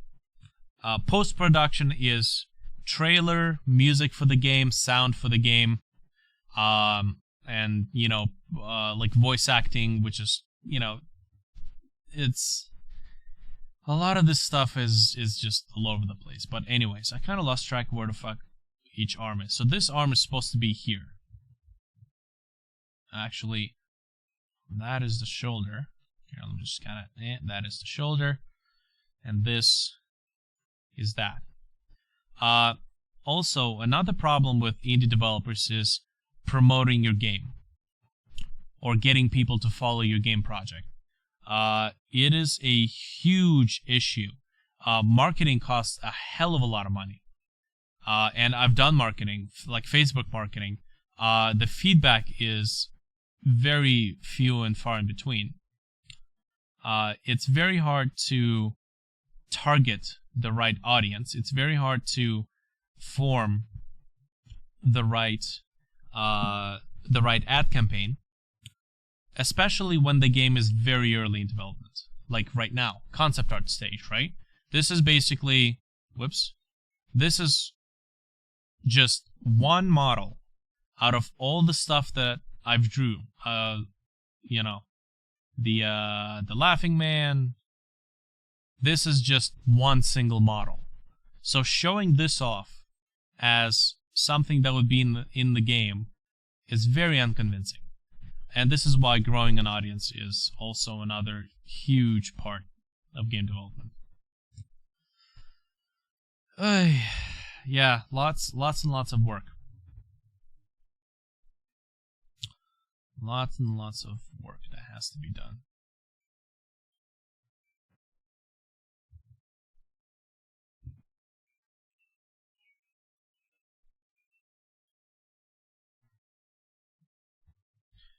So yeah, motivation to finish the game mostly comes from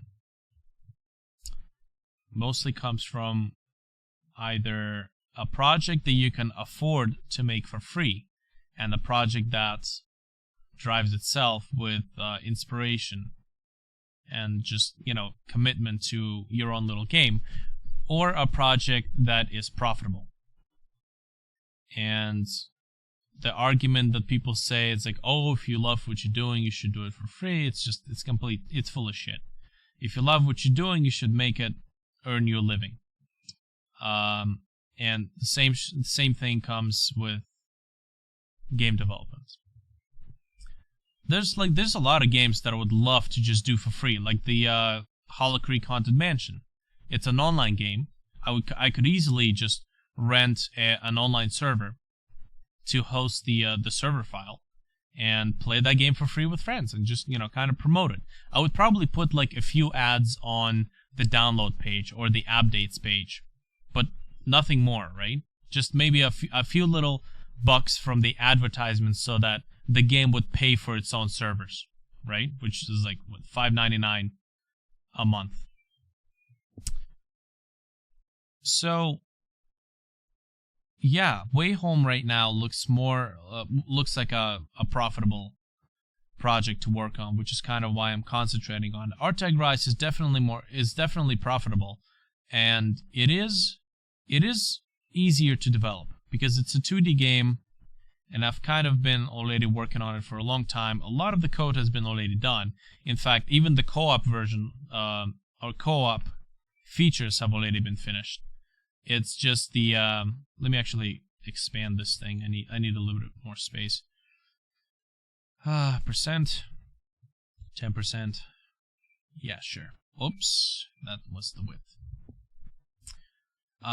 And I figured right now it would be better to work on Wayholm just because I am developing Arteg Rise with a friend of mine, and he can't really work on it as of the moment because he has a full-time job at an accounting firm. So he's got like a full-on proper employment.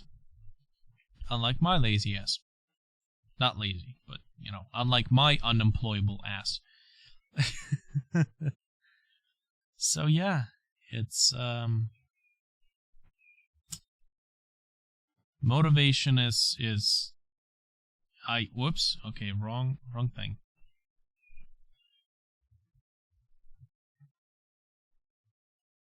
Motivation is a very touchy subject.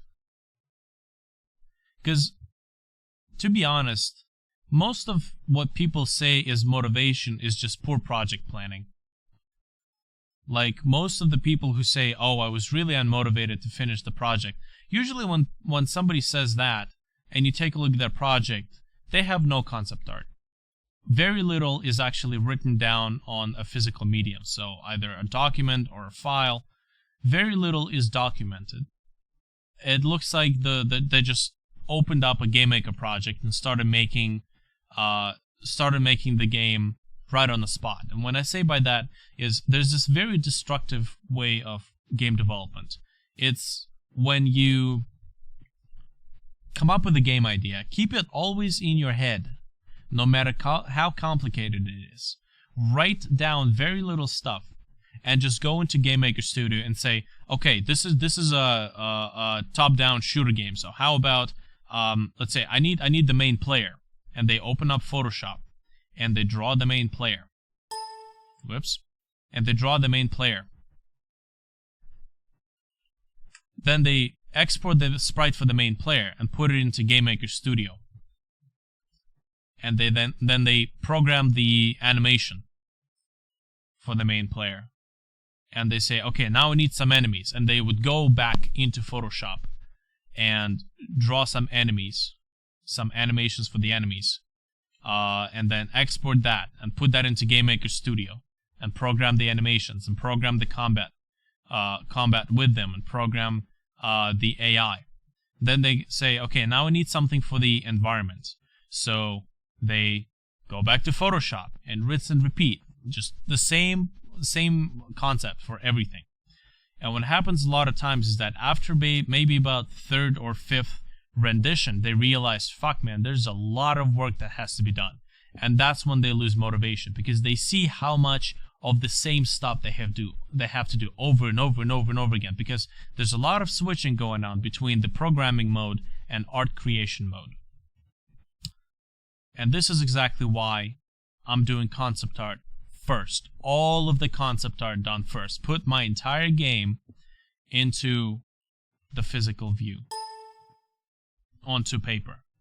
Archivable, something that can be used for promotion purposes on social media. You know, not kept in my head. You know. Everything that has to be done in the game on paper.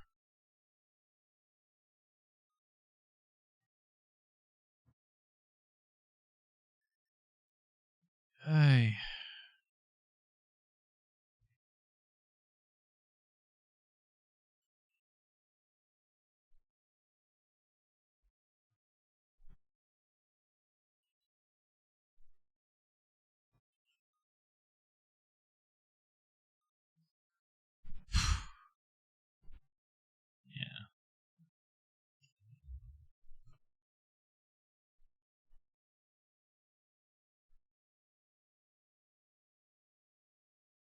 So shit, man. If I had the money, I would have been on top of hiring proper talent to get these games done, marketing to push the game. Because shit, look at whatchamacallit. What's this game? Look at No Man's Sky. They have put so much money into marketing alone to up the hype. Because if you have people who know the project exists, and people who follow the project's development, that is the best resource you can actually have for your game. Almost better than money. In terms of, if people know your project exists, it will get money. Because look at Five Nights at Freddy's, the game that got insanely popular. And when it got popular, it brought in players, it brought in profit, it brought in future development for future titles. So, the best resource you can get for your game is audience.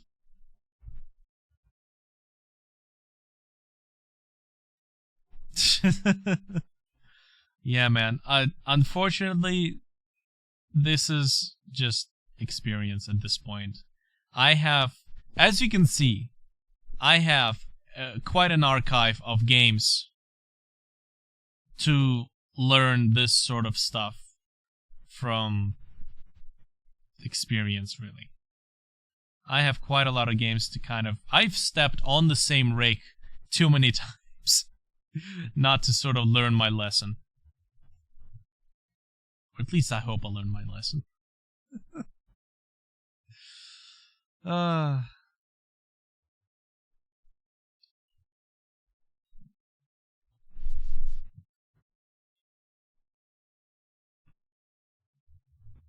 Yeah, the best part about doing all the drawings for your stuff is because you can use this on social media to promote your project.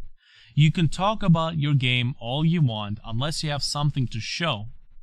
There's going to be very little feedback and very little interest. Right? So, that is also another use for concept art. So concept art it's not only going to be used for telling yourself or your animator / texture artist / modeler what has to be modeled or animated. It's also a great way to tell your followers what the game is about and where the game is at that point.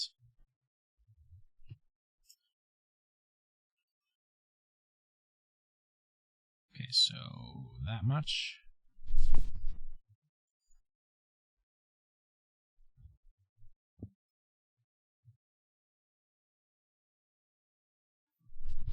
Wow, this has got to be the very first time ever that I've drawn a pair of hands in a sort of semi-not crooked way.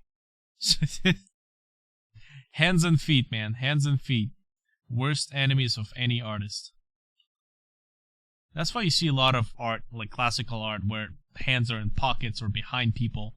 Sure, look at this stance. Look at this well-articulated stance. Like, no shit. He just didn't know how to draw the hands in that position. Oh, God. Yeah, man.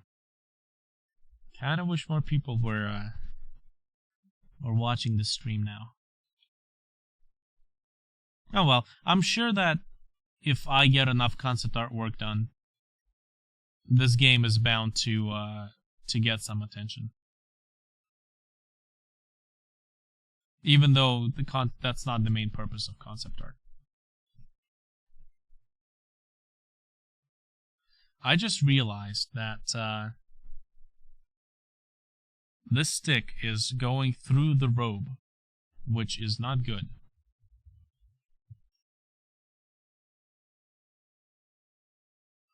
So I would probably have to take this out. It's either going through the rope or she's jabbing it into her throat. Either way, the result is terrifying, so I should probably do something like this. And then get rid of these lines. Oh, man. Always right. There's actually a funny quote by the Mythbusters. The only difference between science and dicking around is writing it down. Same thing. The only difference between developing a game and lollygagging is writing it down.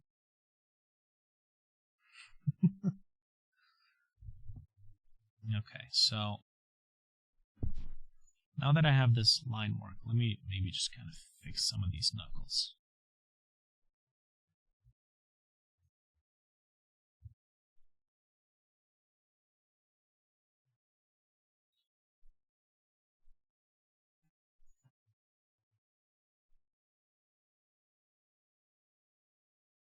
Also, this thumb is ginormous.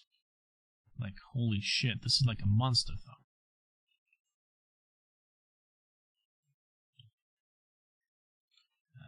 Let's see.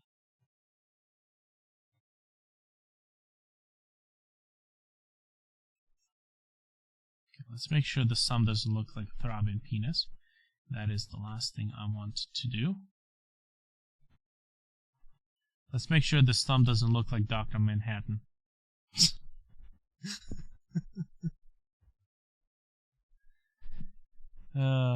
Gizmo, I think you were here for that? Do you know what I'm talking about? I can't quite remember. Short memory, man. Short memory. I'm an old woman. Okay, here we go. Yeah, hype videos, trailers, but it also has to be like a game that looks interesting and has an interesting mechanic. Because the demo of Wayholm right now is it's just garbage. Absolute garbage. Not something I would put on a resume. So, have you made any games until this point? No. What's this? This game has your name on it. It's a Wayholm. Oh, it's not. Oh, no, it's just some other guy. He's like from Romania. Yeah, he's a real shit developer. Oh man. Okay.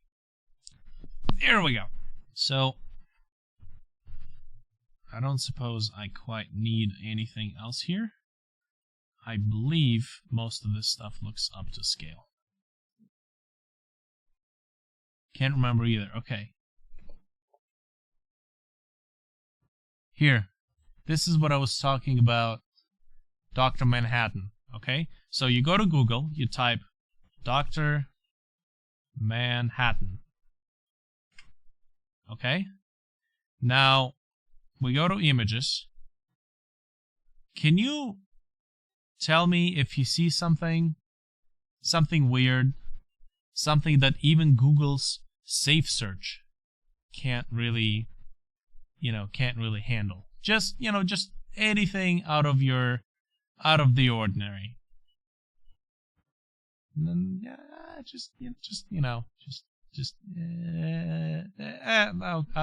okay. Oh, what? No, what? Jesus, man. Jesus. Well, there's another one on my streams, and I'm gonna have to put in an 18+ section.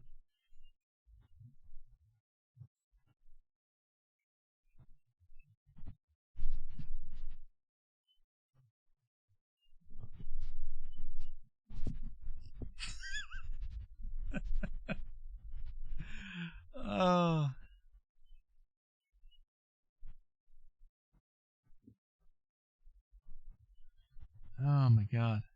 The funniest thing is, at some point, that was actually on the front page of Google when you Googled Dr. Manhattan. It was just the first thing that popped up in the images. And I'm like, oh, come on, Google. You, like... Ugh.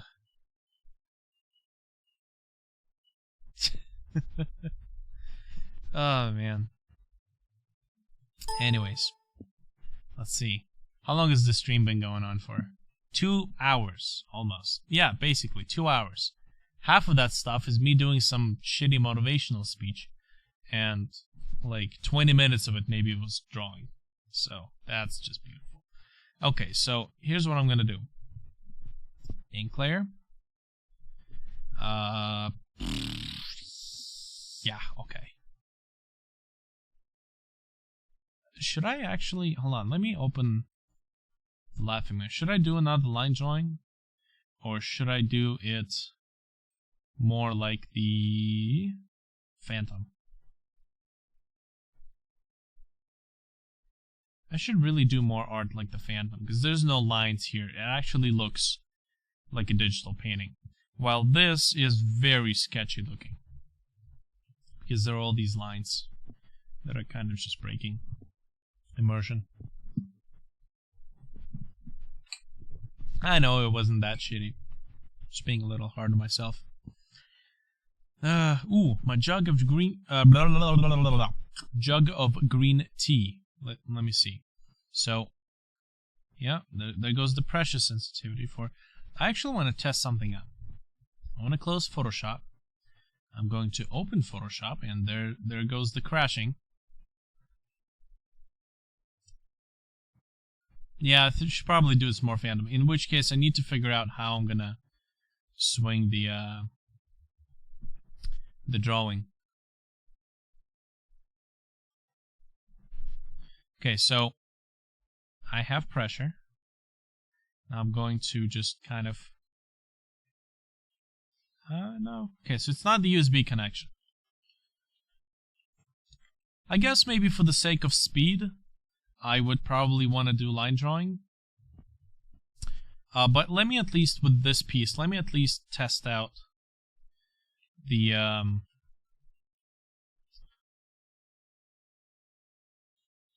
like,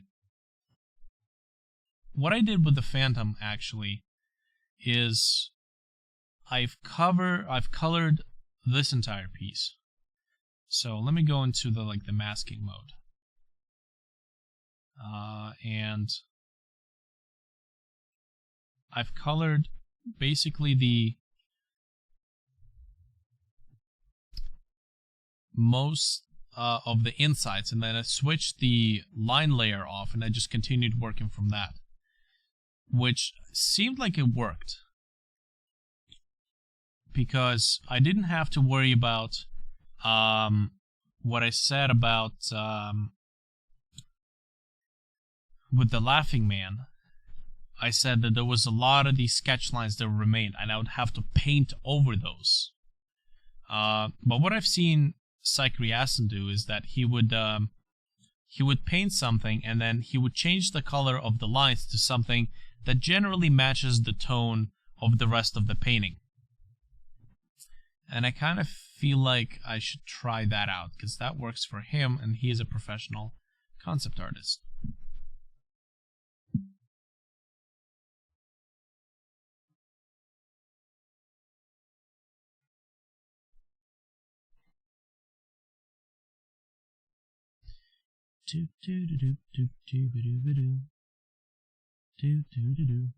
Yeah, I can make all the motivational speeches I want, but those speeches ain't gonna get the concept art done. At the end of the day, I would have done dig diddly squat. Okay.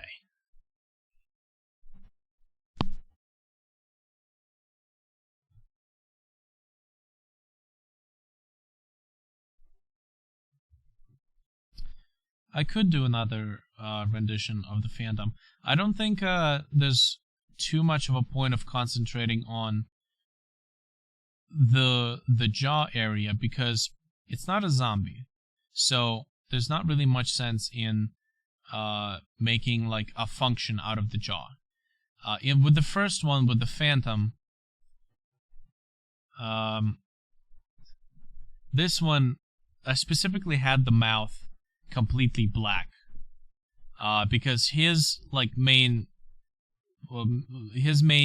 ability is basically to suck out life force, so to speak. And in the intro cinematic for Wayholm, when the accident happens, there's basically a Phantom kind of that crashes through the window, and he starts sucking the life soul out of your little brother as you're falling off the cliff. So that's kind of why the little brother is in a grave condition. He basically was a victim of a Phantom attack. So you can't, like, that is another reason why you can't leave the house. It would literally overwhelm the little brother and kill him.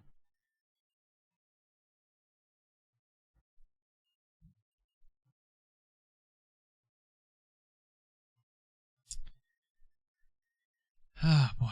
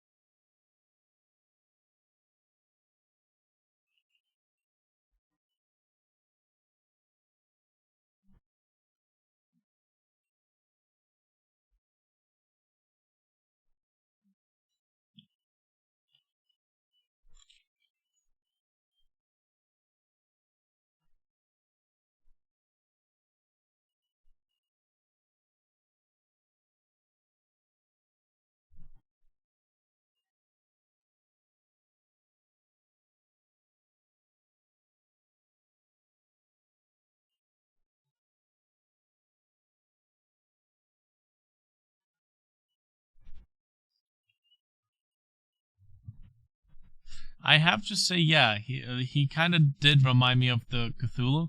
Just, it was actually kind of headed in sort of that direction when I just started doing the skin artifacts.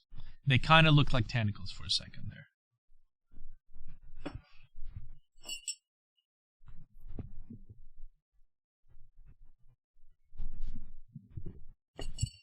There is nothing more delicious than hot green tea.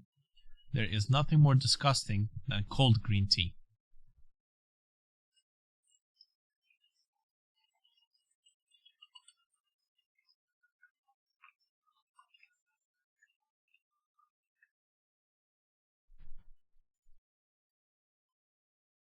And no, that was not me pissing into the cup.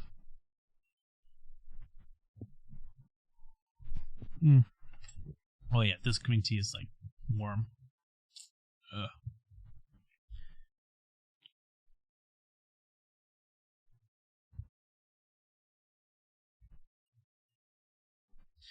Waste not, want not.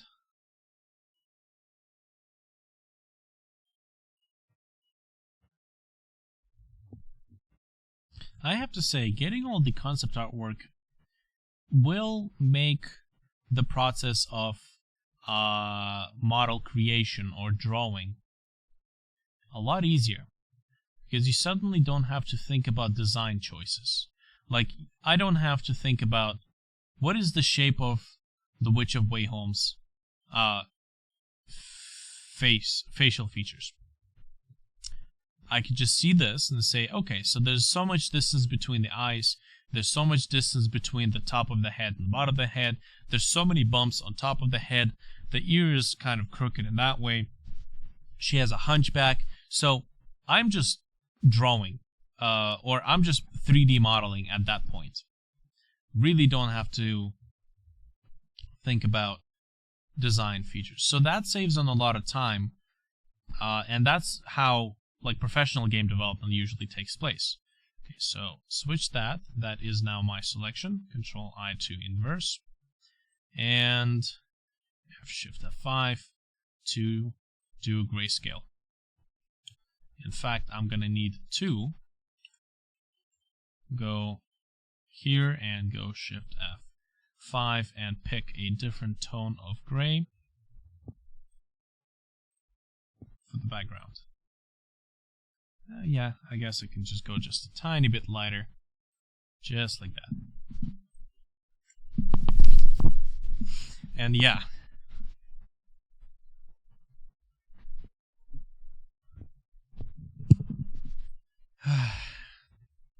Yeah, the second one was basically supposed to be a jaw-less. But I figured the action, just the absence of space inside the mouth would probably give me a better terrifying effect when, you know, the intro cinematic comes in. And I'd have to animate those assholes too. God. animation is going to be an interesting and really challenging subject because I have to do the stuff all on my own, but there is a utility which I think would kind of work out. It's a utility called Animate, and I remember this utility when it was still in like very early stage. Essentially, this utility uses the Xbox 360 or the Xbox One Kinect in order, and it basically reads the human skeleton data that the Kinect outputs, because that's kind of interesting.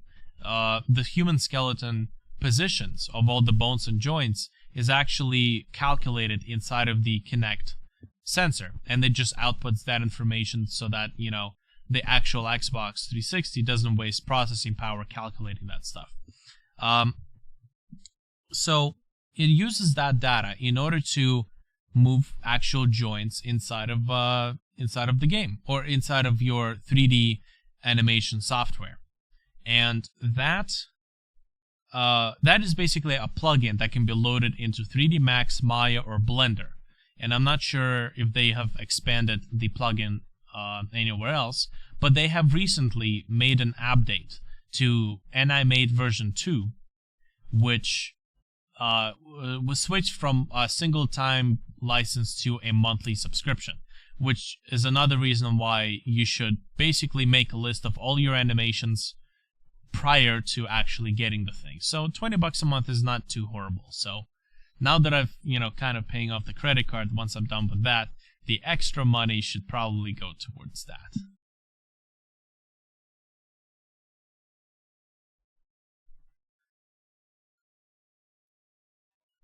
Tried searching for this for Animate. Animate. Is that what you're trying to search for? It's like the first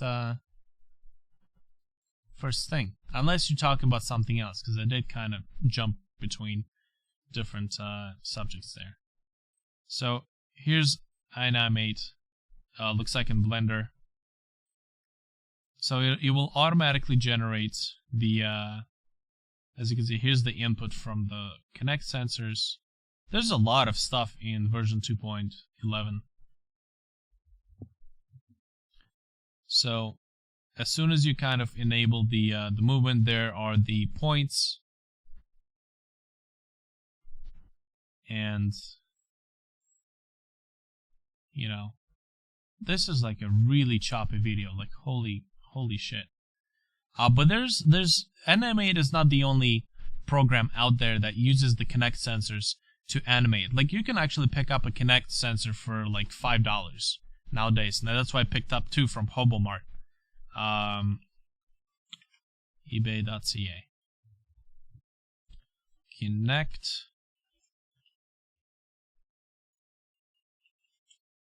Is it 2N or 1N?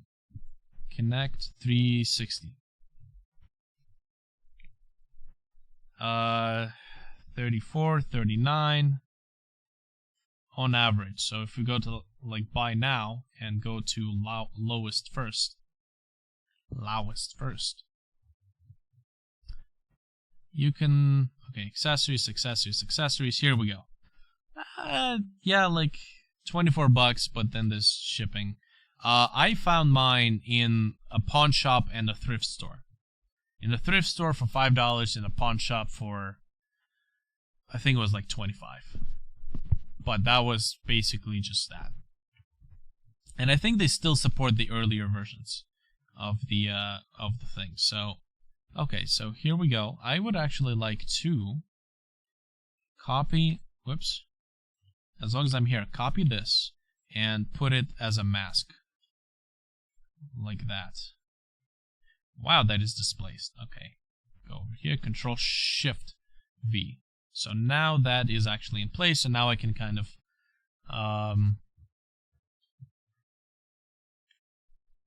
now I can kind of just paint. Whoops. Paint. Whoops. What the fuck? Seriously. What? Why is it like all retarded? Oh, that's right, because I'm retarded. I need this. Control U. I said Control U. I said Control U. Oh, well, fuck you too then. Okay. I guess we've established that. Levels. Bring that. Complete blackness. And Control I to inverse. And now I can see all the garbage that's here. So, excuse me. Yeah, so, and I made, it did pop up there. $20 a month, and it's basically mocap. It's like budget mocap. So, if you have an access to like a fair-sized space, maybe like temporarily set up in the living room, you can get like professional, there we go, professional level animations done. Very useful. I was playing around and I had success setting it up.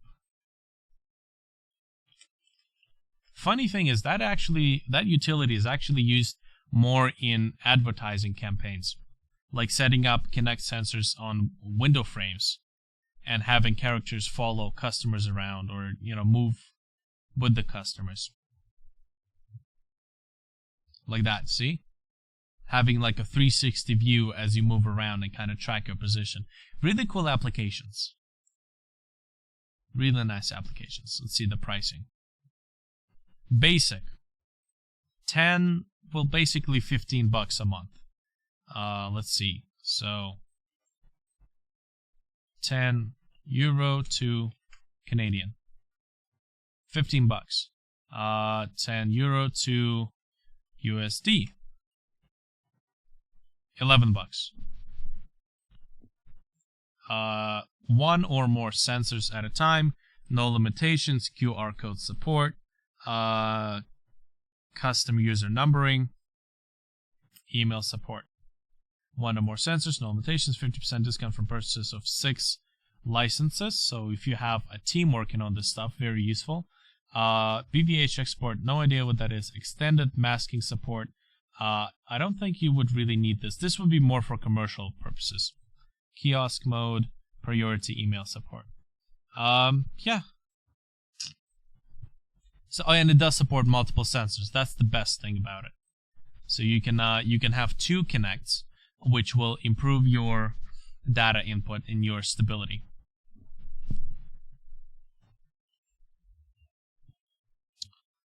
Okay, and once again, I'm kind of just ended up here with cell shading by the looks of it. Alright, fuck it. I might as well just kind of stick to cell shading.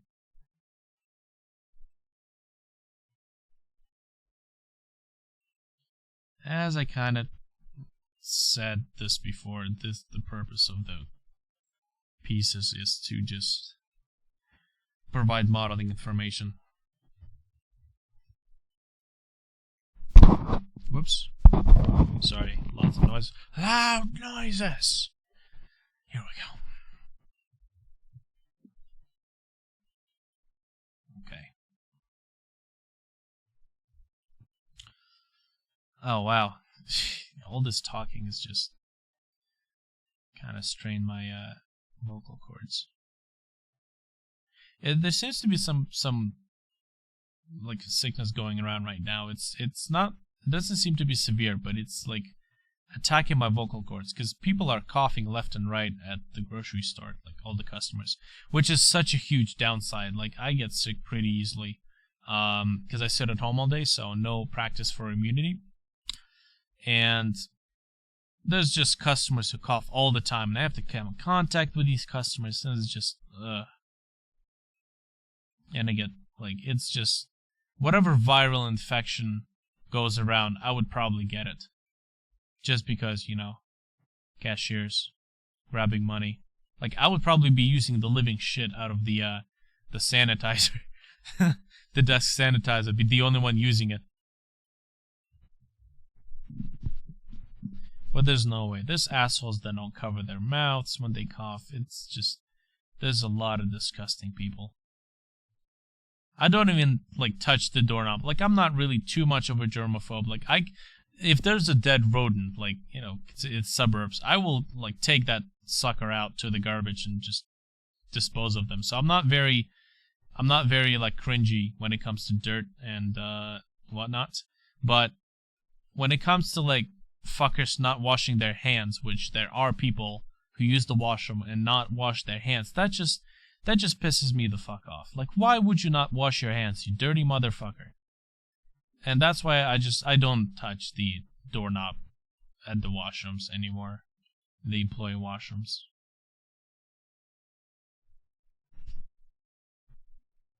There's people not flushing. Like, how old do you really have to be to not flush the toilet? Honestly. And this is like an employee bathroom. This isn't even like a customer bathroom, right?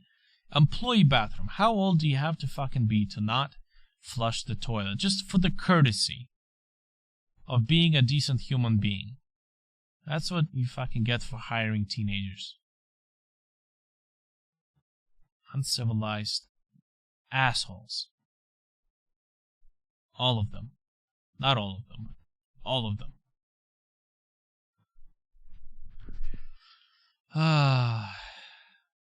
Where's my music? I need my music. I need my therapy soundtracks. Pictures, no. Music. Please.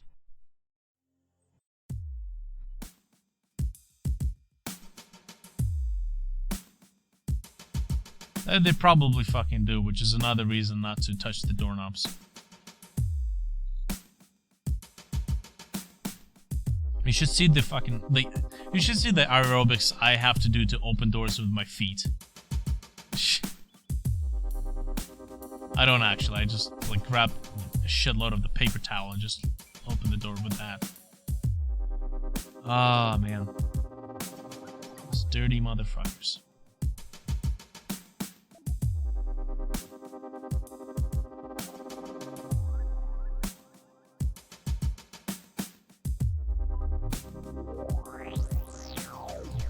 I guess cell shading wouldn't be too bad in this case.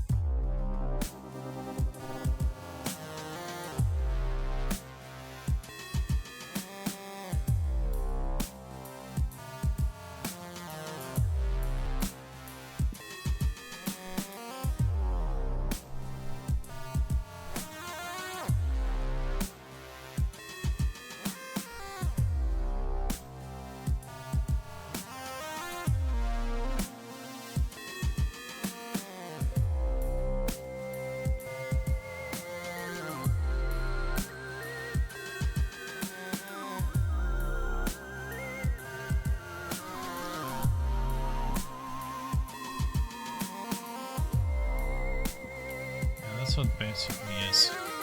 Little tickle. Until I get into inspiration speeches. You know, this soundtrack, I wrote this soundtrack on a computer that had insufficient software installed for music writing. This was basically when I did a fresh installation of the OS, my little favorite annual pastime. The reinstallation of Windows. The best antivirus and the cleanup utility is to uninstall Windows and just reinstall it fresh. But anyways, I have this little synth called the Chaosilator. It's an old synth. They've remade the synth several times, but this is a synth made by Korg. And it's technically kind of like a little portable sampler with pre-built samples of synths designed on like full synthesizers. So you can like quickly record little patterns with it. You can play the actual solo instruments with it.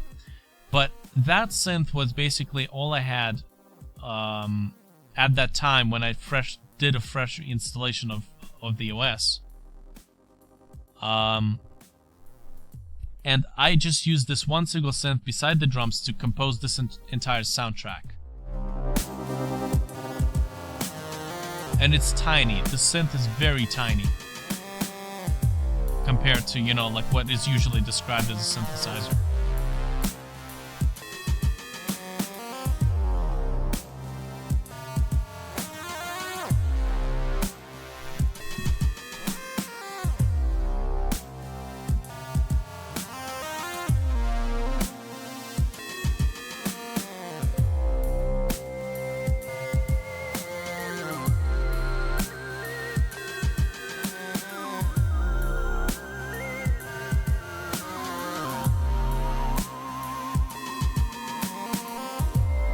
God, I think I'm going to actually not put any irises into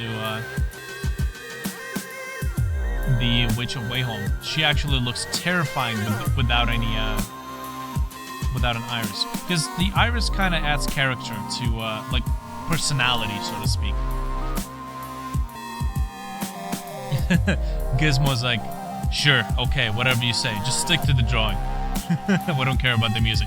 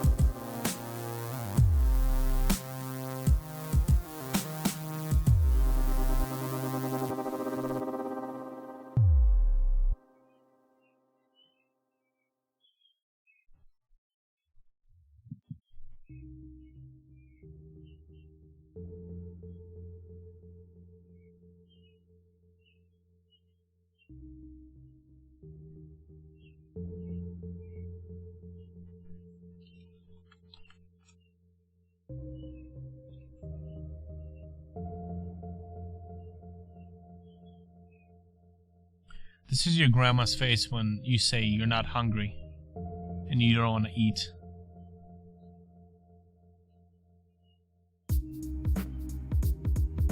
This is the face of disappointment.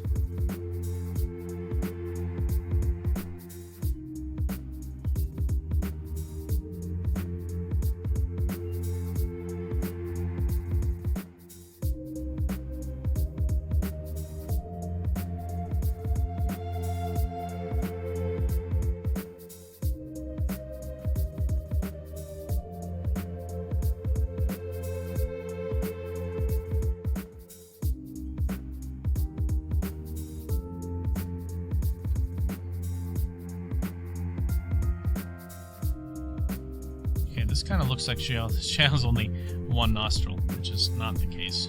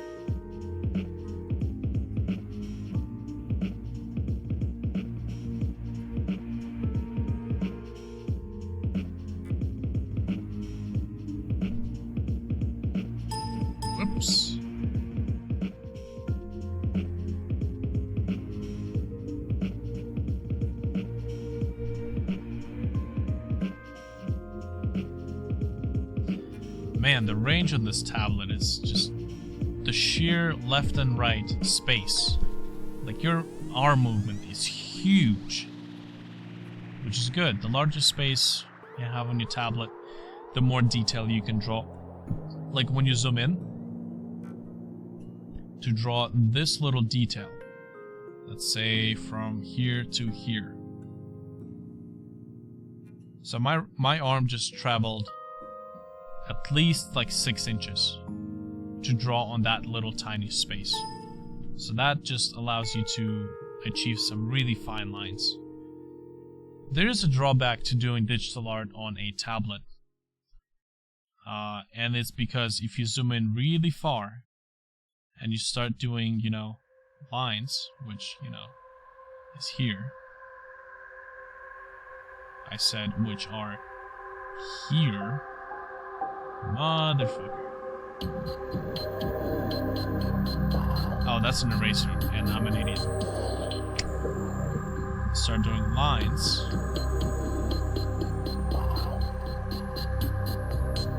And you zoom in, you can kind of see that it's a little steppy, but you know, right there. So you see they're fuck. Well, they're fine. You know what? As usual, when I want to make a point, shit doesn't work.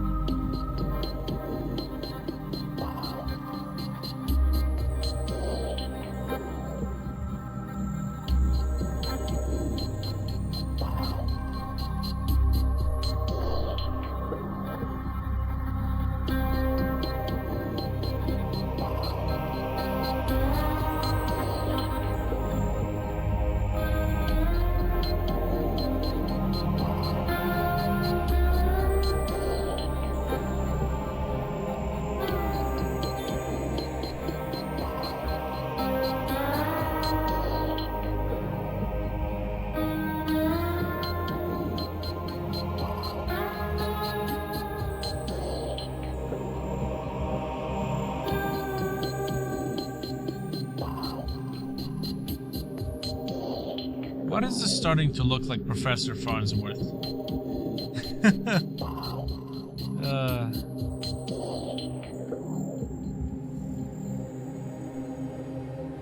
Bad news, everyone. I am dead.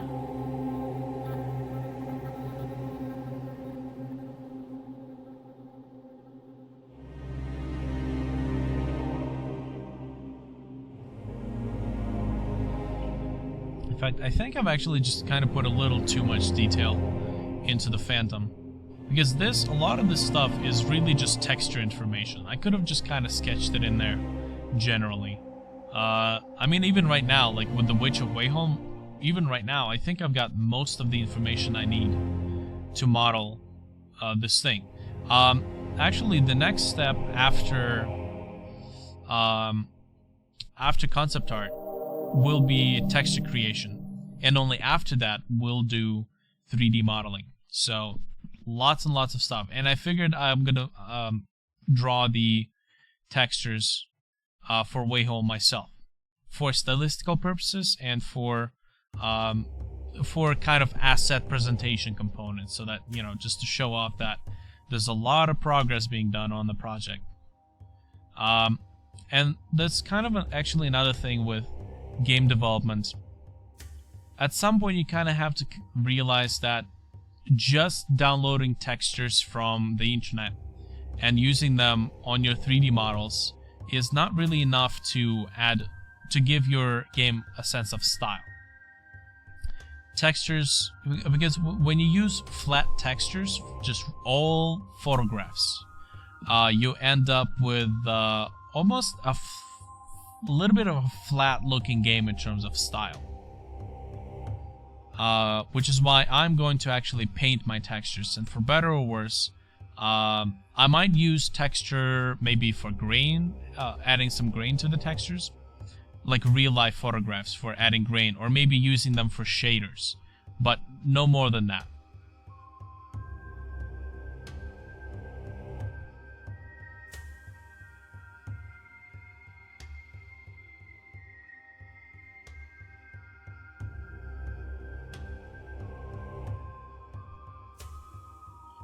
Wow, this is terrifying.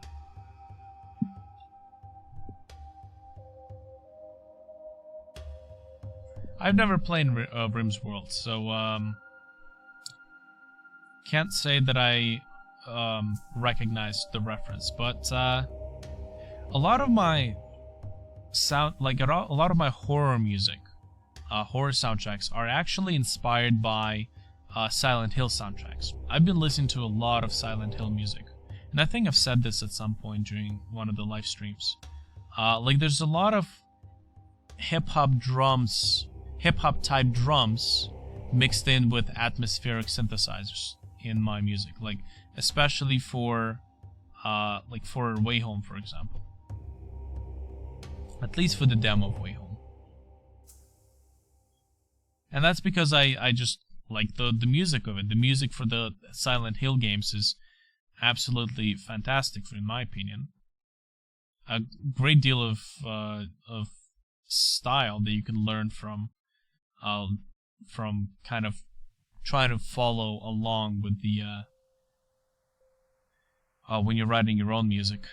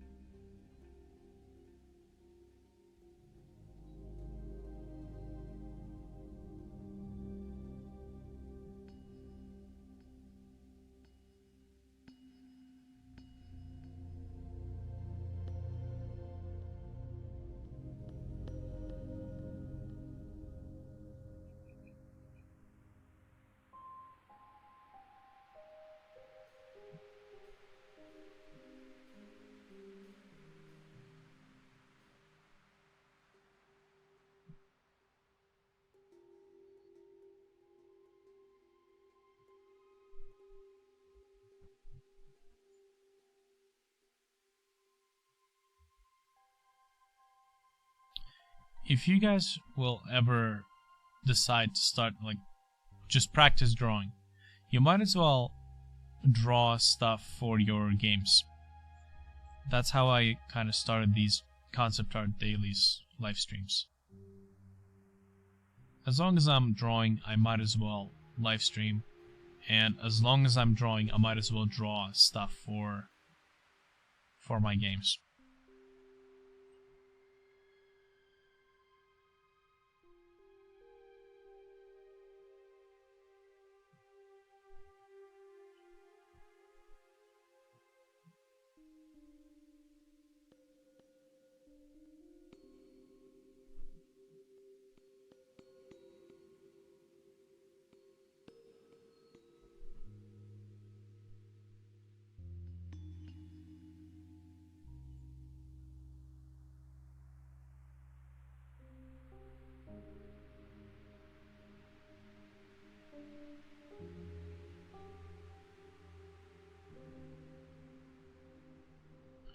Get all these wrinkles in.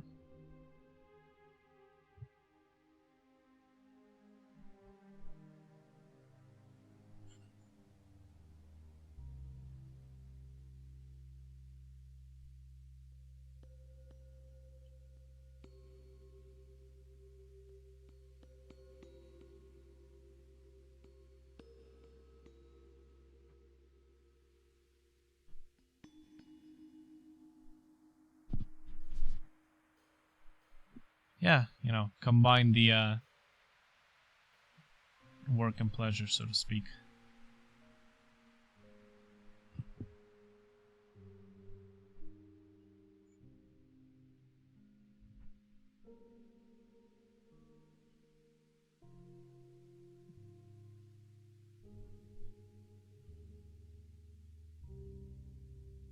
Are these sketch lines or are these...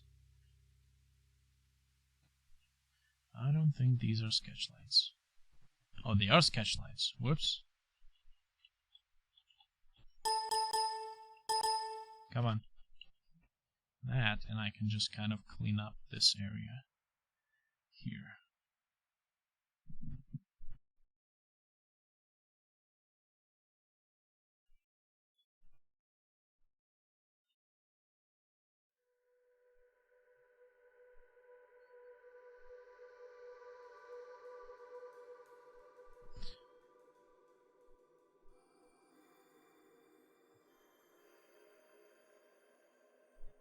Actually, I should probably just exclude these things with a mask instead of excluding them from the actual layer. Make it a lot easier.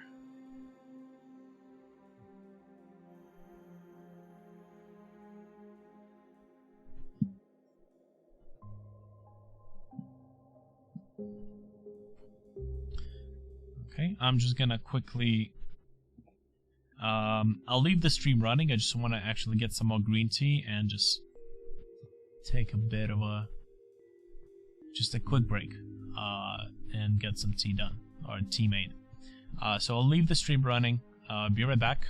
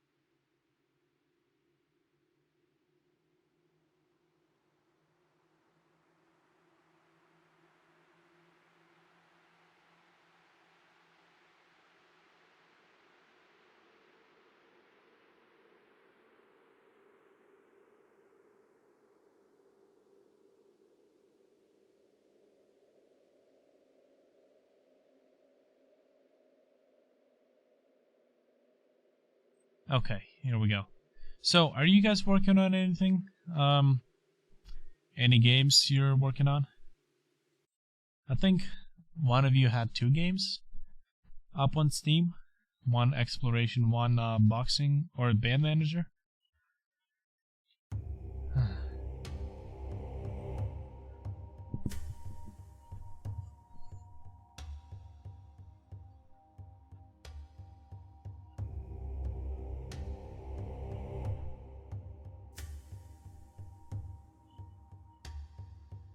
Ooh, yeah, that's right.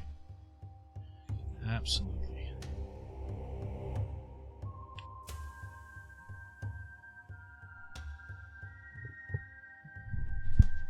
Oh shit, hold on.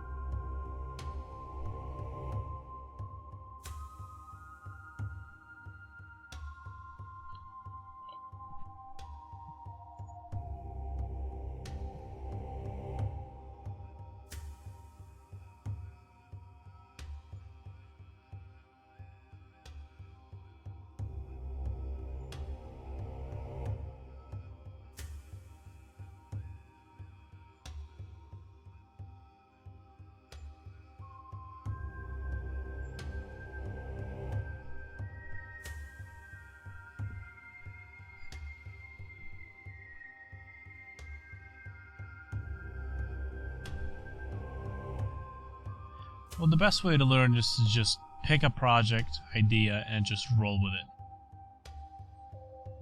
I find that's basically how I learn most of my stuff, and I still have like shitloads to learn. Like, oh man. Oh, come on, you sack of shit. Fine. Can I? No. I need to do this. Restart that.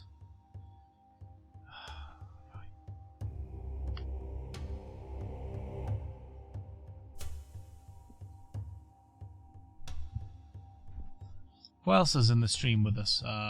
Brown Car, Gizmo, and the mystery viewer. Oh well.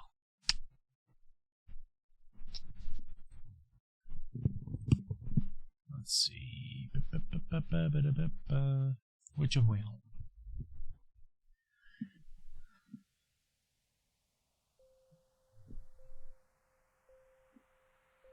Man, I'm feeling tired. The extent of the damages.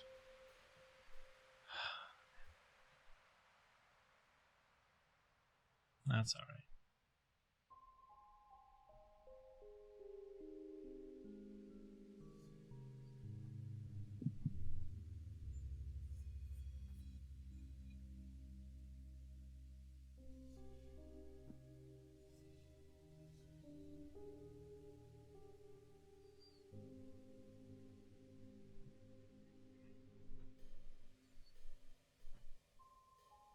Man, I love working with the tablet, but if it just wasn't so finicky. If it just wasn't so finicky. Like, look at how I can define the flaps of the robe. I can't even do that well with line art. And I'm sure if there was a quality professional, he would have told me I'm doing something wrong. Like, I'm not even paying attention to things like crest shadows. It's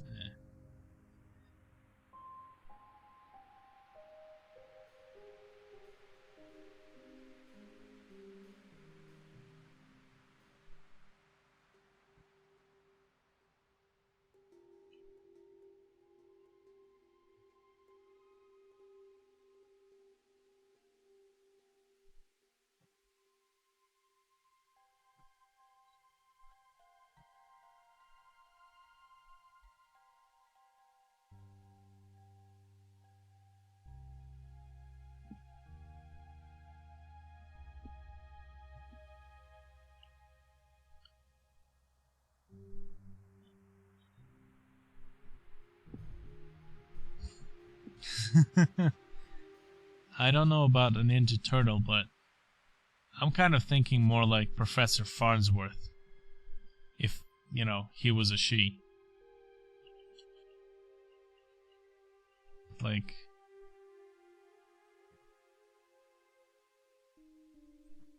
I mean, seriously, man, like...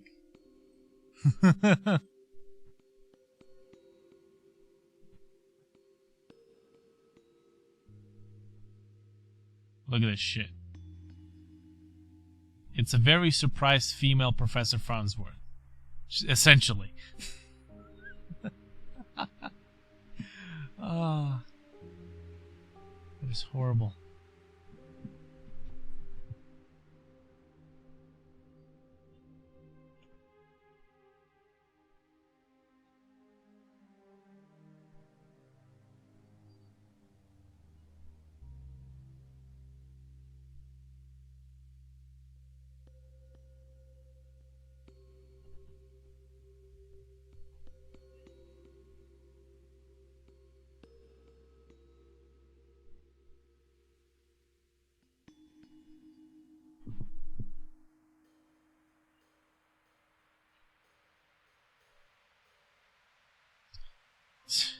His sister, Huberta Farnsworth. Huberta. Helga Farnsworth. Okay, I want to make sure these flaps don't start looking like hair strands. Although that wouldn't really look too far off. Like, huh. Totally forgot about hair. Didn't sketch that in. Okay, let me maybe just kind of...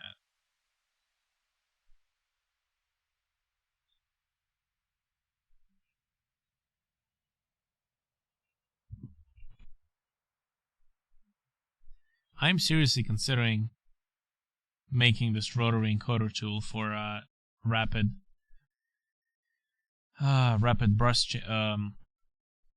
brush size tweaking, because usually with classical media, the harder you press the brush against the medium will determine the thickness of your stroke.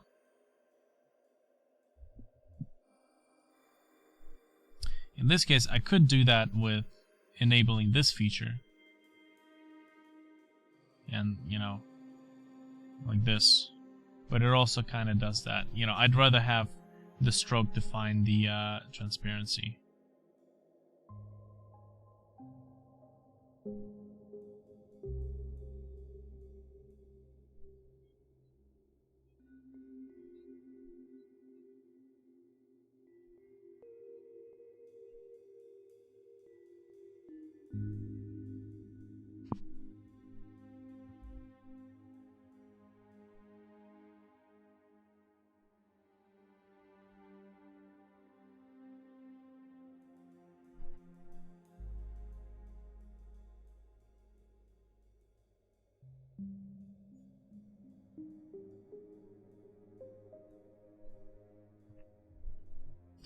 Kind of want to say I'm doing something wrong with these layered brush strokes. I'm sure that there's a right way to do this to avoid these like layered bits. I think I just have to kind of rework a lot of this stuff.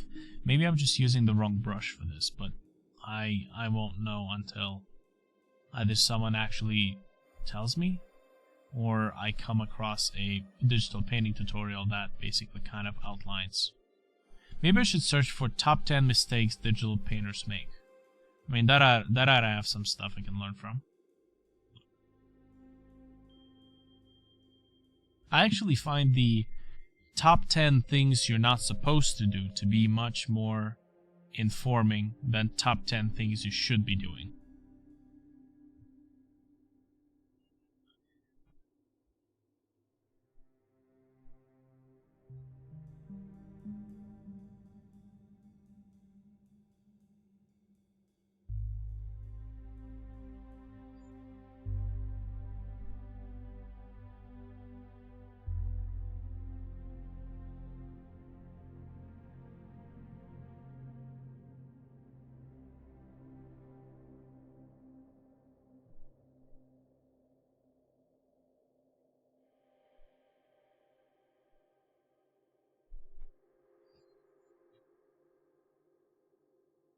me just separate these fingers onto 2 different planes.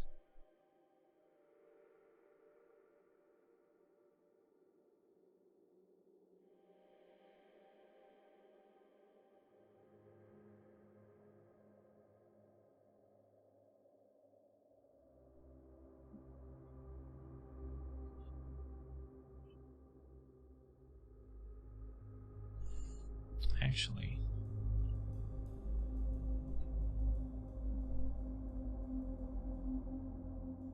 this is supposed to be a separate piece because there's a robe, which makes me actually want to darken the robe, this side of the robe, so that there was more contrast with whatever she's wearing.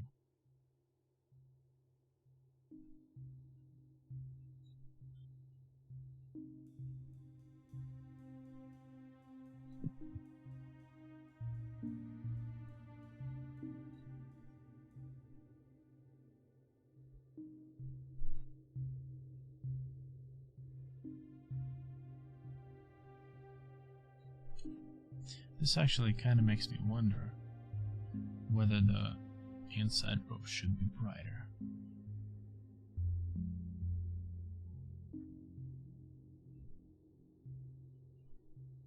Or darker, I should say.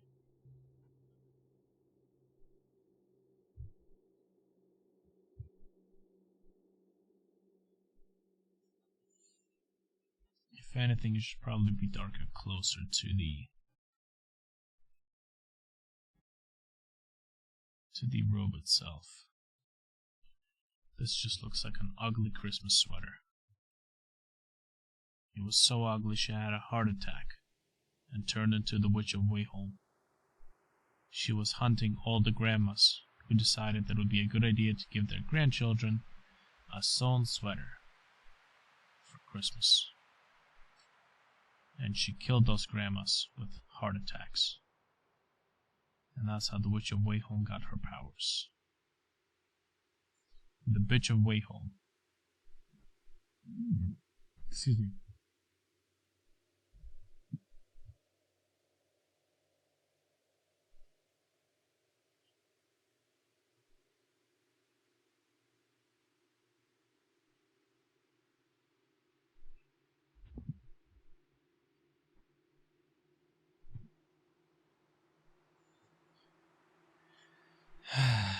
See, it looks so flat. Well, the stream will probably be after, which gives me maybe... You know, it is actually kind of weird. Wow, I'm falling asleep now. Because work starts at 11, which means that I gotta... The only time I'll have to do a stream is from when I get up, which is probably 7:30, until 10 o'clock. But if I wake up, I probably won't be doing a stream right off the bat. I'll probably like get some breakfast and wash up and whatnot, which will leave me maybe an hour, which is not too bad. I've done an hour-long stream in the morning. A short one. I usually, if I don't lollygag and just dick around, I kind of manage to get some work done. So probably before.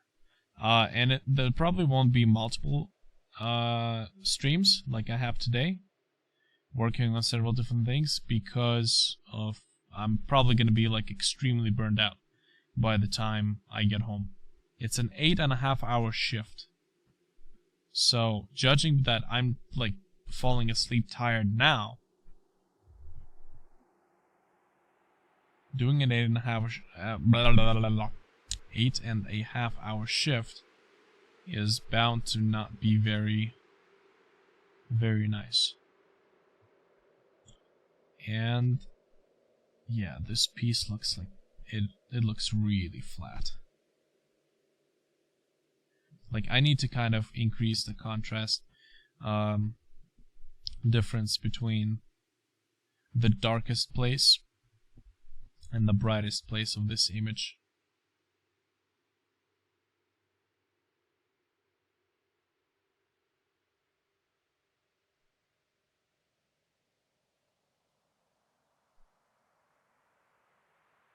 You know, Cypriasm, he has a Patreon account, and if you donate enough, not donate enough, if you do like a certain Patreon type or Patreon tier, you can send him a piece of your concept art or a piece of your artwork, and he will review it for you, and he will do a video of correcting some mistakes, commenting on some stuff.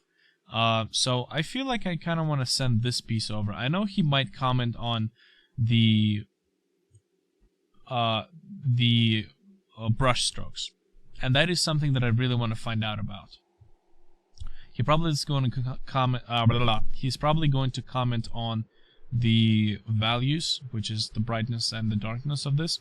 And I just want to do this maybe like a black and white piece, which is, you know, basically it would be an equivalent of getting a tutor to take a look at your work and correct everything that's wrong with it and learn from it.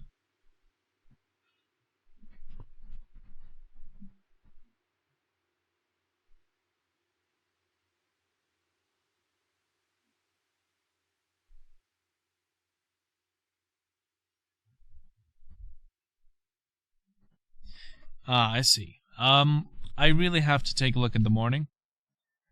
How the morning goes. If I get up even earlier, like maybe 6:30, I would be able to do that stream early in the morning. But I don't think you'd be awake that early in the morning. So, I mean, for me, it's more about actually getting some work done than catching an optimal time to get a stream done. Because as you can see, these streams that I'm doing now don't really follow any type of schedule.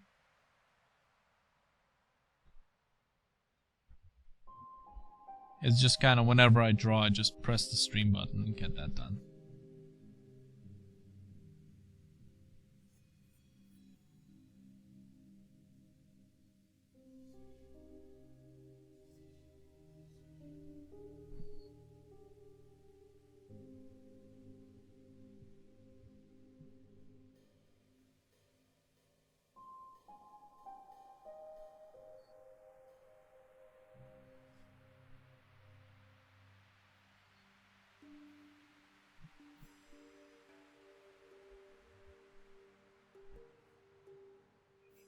Actually, let me take a look at his Patreon. Let me see. So YouTube, Sakriasan, and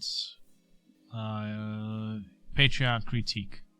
So yes, and that's a recent one too, and that's really useful because he takes a look at what Patreon subscribers have already done, and it does a video on all the edits. So that's DeviantArt. You can support me on Patreon. Here we go. Okay, let's hope there's no audio playing right as I do that. He's got 109 Patreons. That's kind of nice. Okay, so become Patreon. Secret sketches. So that's his work. Pointy Chins videos.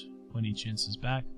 Along with access to my sketches, you'll be able to watch a brand new episode of Pointy Chins, uploaded at the beginning of each month, where I take you by the hand through my art journey. The good and bad, all you can learn. Okay, so that's the extra content. Drawing, draw over, paint over, critiques. Okay, 15. But it's sold out. Oh, $15 or more per month, but it's sold out. Draw over, paint over, critique. Some for once a month critique. One of your so a lot of people are actually demanding this service. Additional draw over, paint critiques, $25. Still not bad. Sign up for a once a month critique of one of your drawings or paintings. I'll do a draw over or paint over of your work and explain what I'm doing and why I think it could help you. Each critique lasts 25 minutes, which is more than enough. Okay, so that's a really good service. I would totally do it.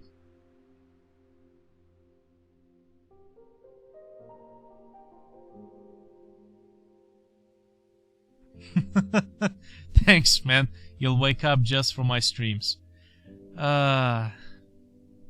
You should really check out Zacharias and stuff, because he's got a lot of interesting things to say.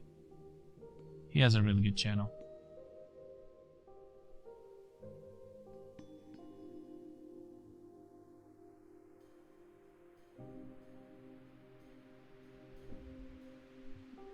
Okay, so you see this thing looks really flat, and that's kind of something that I would expect the tutor to say. That there's no like value advancement going on here, so it's all very flat looking. Like a really cool advice that I got from our instructors is squinting your eyes just until you lose all the details. You lose all the details, and you can. It's all just basically a blur, but this blur is enough to kind of point out the general shapes, the general values. So I can kind of see how this area would be a little bit brighter. This area would be a little bit darker. I can't really tell the difference between the shoulder and the robe. So I'd probably do something like this, and then I would zoom in and I would work with the details more. You know.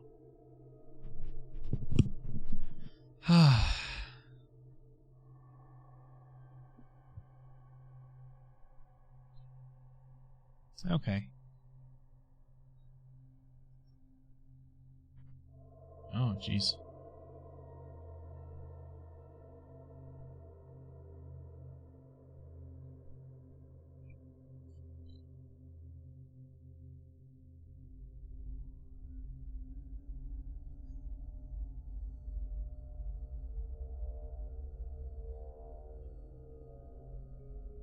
We had this one course where this was like a study course, like classical drawing, where they would put a subject like a plate or a vase, and we would draw it with pencils or like charcoal.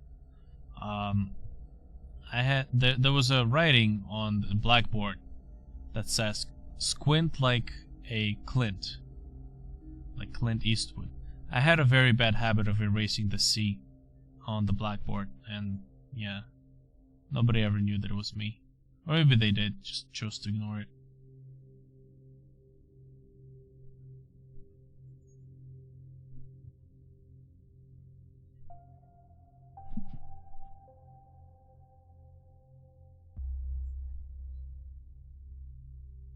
Yeah, I wasn't the maturest of all people.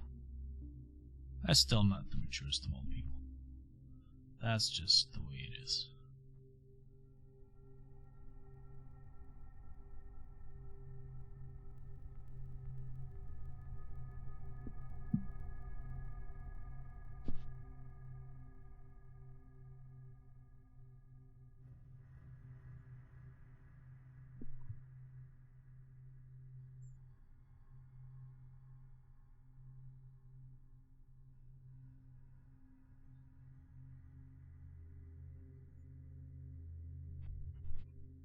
This thing is really not supposed to be here. Like, I think I need to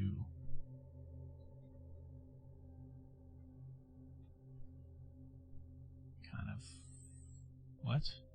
Brush. Yes. Okay, here we go. I think I just kind of need to do that.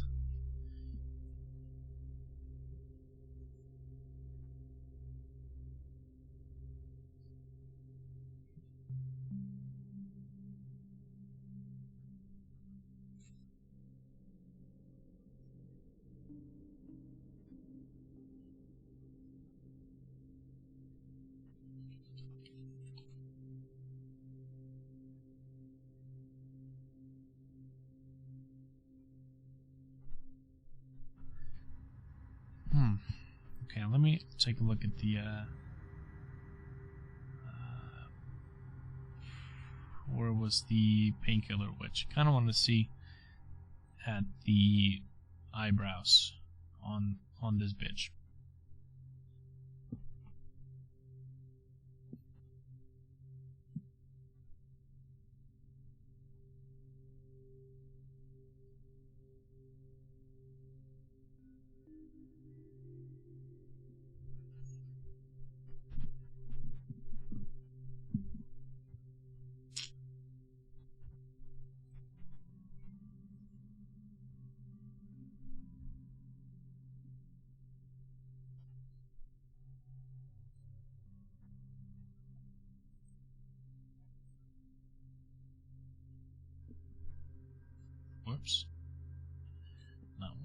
what to do.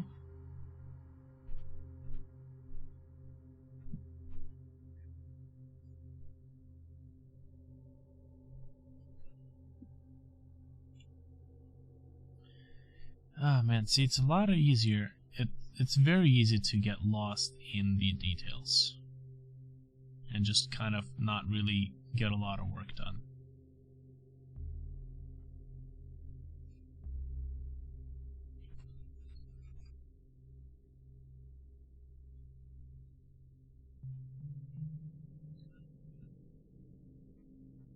So you just end up with this one really detailed area, and the rest is just kind of meh.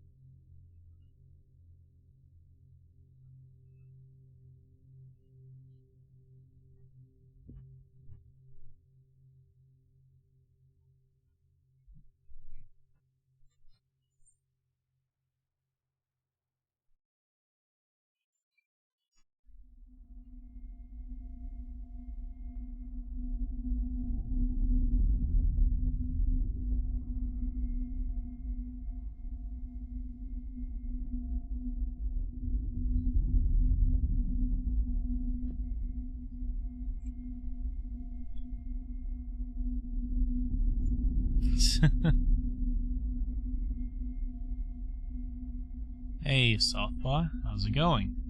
I'm getting close to the end of the stream, and I'm getting close to, I'd say, finishing this piece. I kind of want to. I prefer not to say that the piece is finished.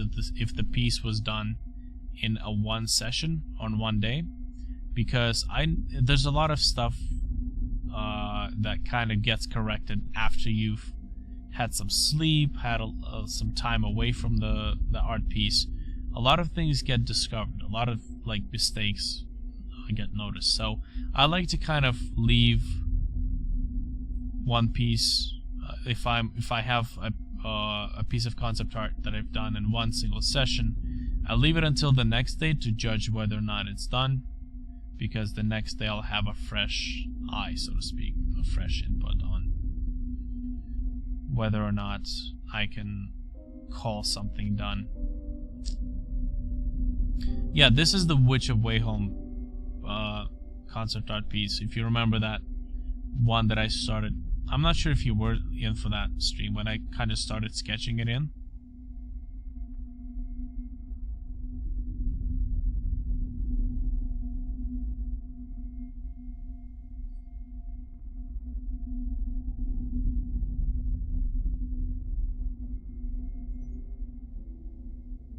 You know what I figured?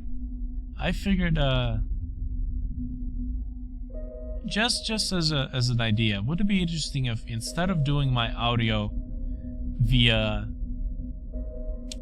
YouTube, what if we all got together on like one TeamSpeak or like Discord server, and so even if the footage would come in at a delay, the audio would kind of come in first. So you'd hear my comment, and you'd have about 10-15 seconds to switch to the stream to see what the hell's going on. But that's just an idea, you know. Obviously, then that means that the voice and whatever I'm displaying would be desynchronized. Just as a thought. Food for thought.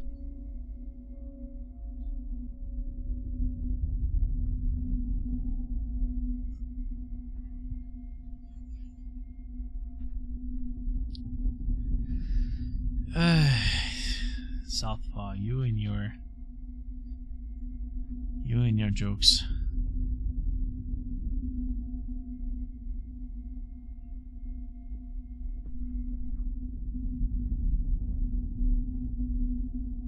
Yeah, it's pretty dark.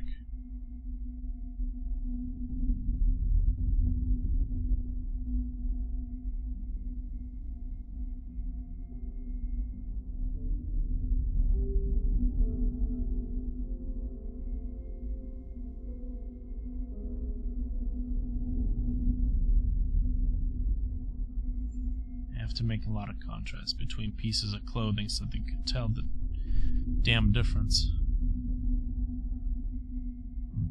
Like here we have a wool something something. Something something. It's a piece of clothing now. It's something something from the Spring Fashion magazine. It's very lucrative. So sexy.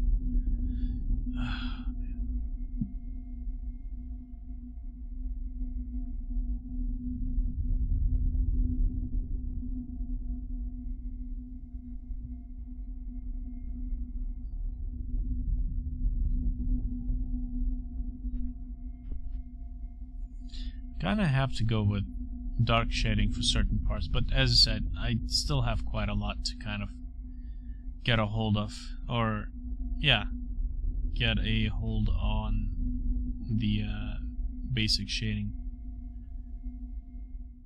mechanic. There's a lot, which is why I said I wanted to submit this piece to Psycho.net or his Patreon so that he could take a look at it, review it, and tell me what I'm doing wrong.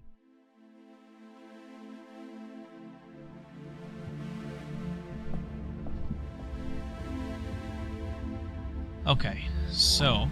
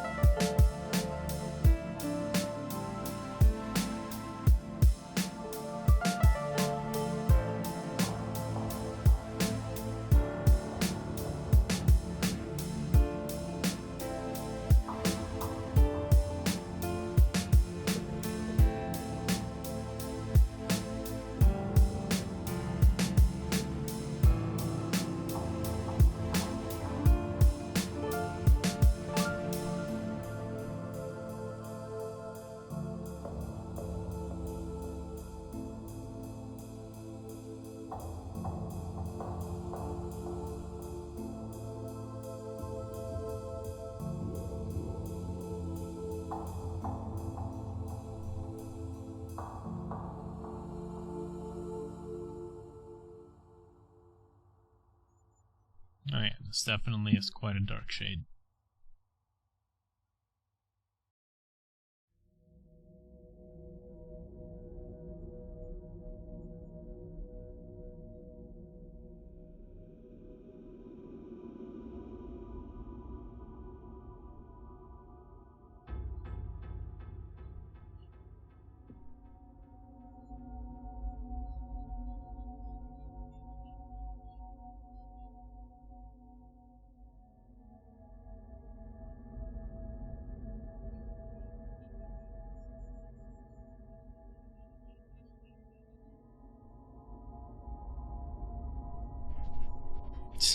Too old, don't want.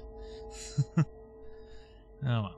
I can probably fix up the levels using this and just kind of shift things around a bit. Ooh, holy cow.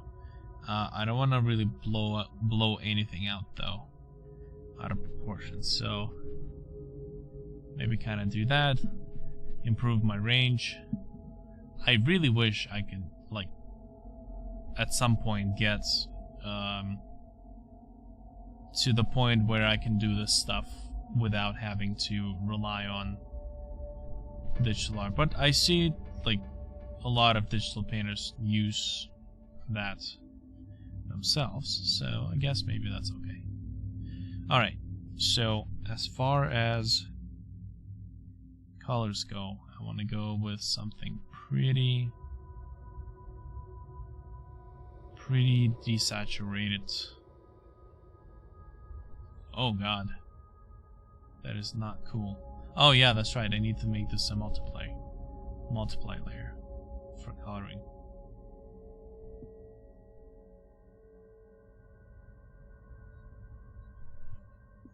Let's see, maybe something a little bit warm for the overcoat.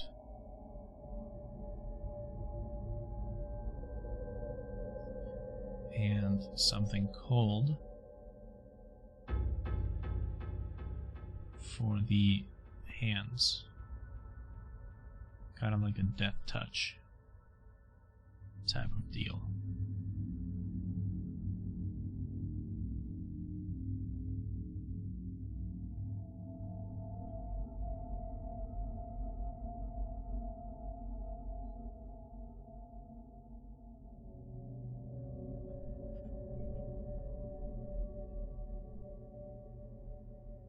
I mean, if I'm going with something like this, then I guess something like this would probably suit for compensating. And this is why I like this particular color wheel. It gives you hints on things you may want to go for in terms of color. Like, this color will compensate this color. And I'm kind of a little too saturated, actually, with these color picks, so I should probably just tone that down a little bit.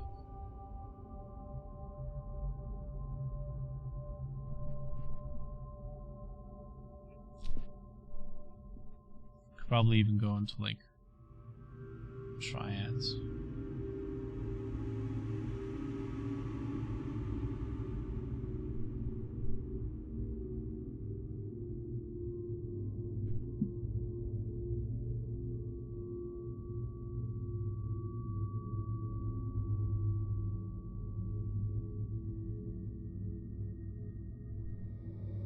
Probably, but you know, it's really just a matter of concept art choices.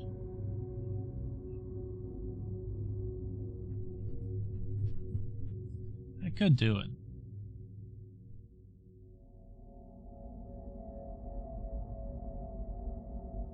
I'll probably do it, but as I said, like, as I would have probably done it either way. It's just a lot of the stuff, a lot of these decision choices kind of don't come to you until you've had a fresh look on your artwork, and so it's still a good suggestion. So, you know, good feedback.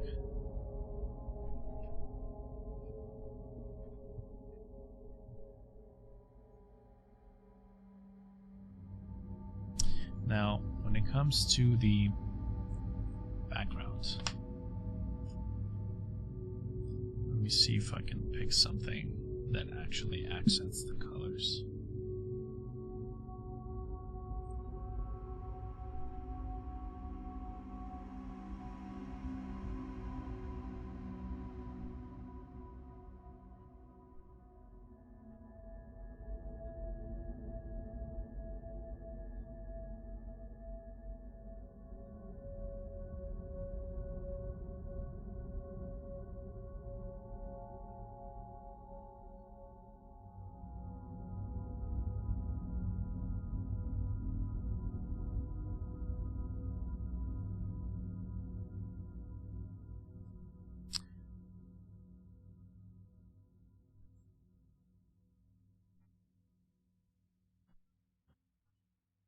Something a little warm, I guess.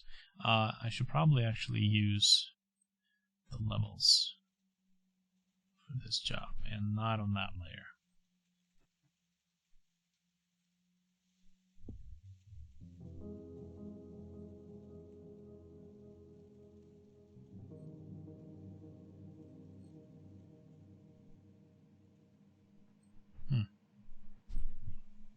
Interesting tone.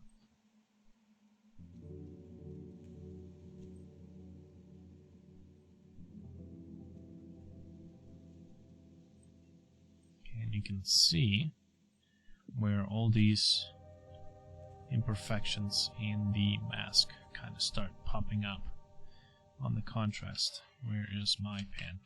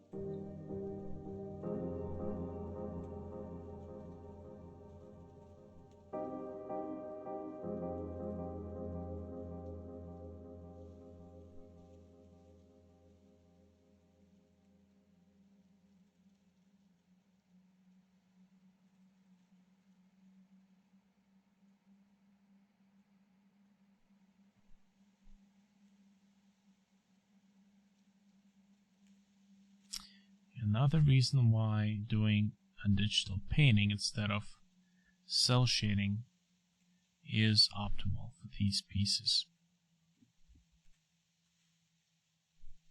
You avoid having stuff like these edges.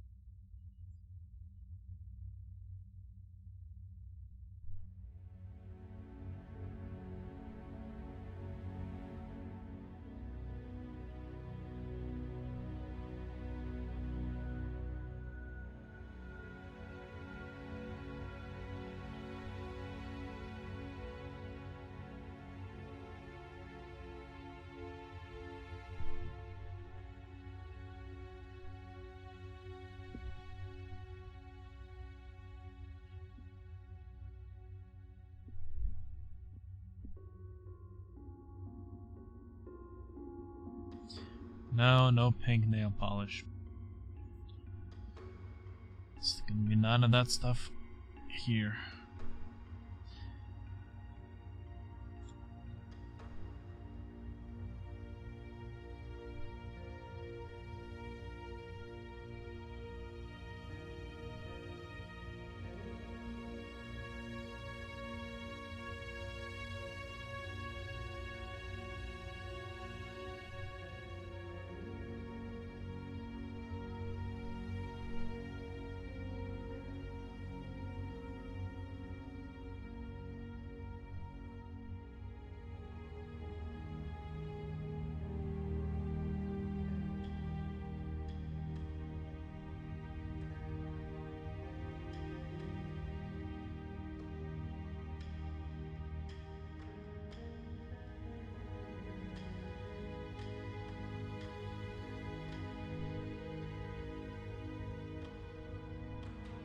I want to avoid this purple tone.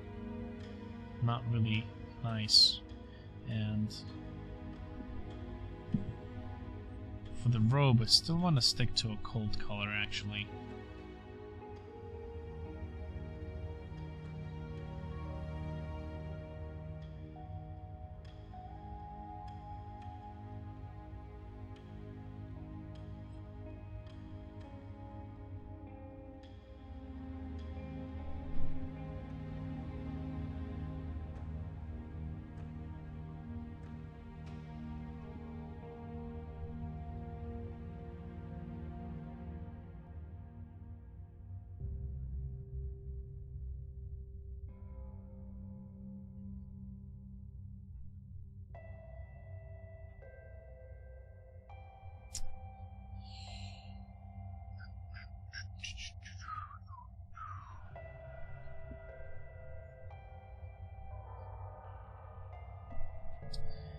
Okay. Well, I'm pretty sure I'm going to end up sending this to Psyker so that he can actually tell me. I'll specifically ask about tone and brush strokes. The fact that my brush strokes are layered, so you can kind of let me know what's the better way to paint. Digitally paint this stuff.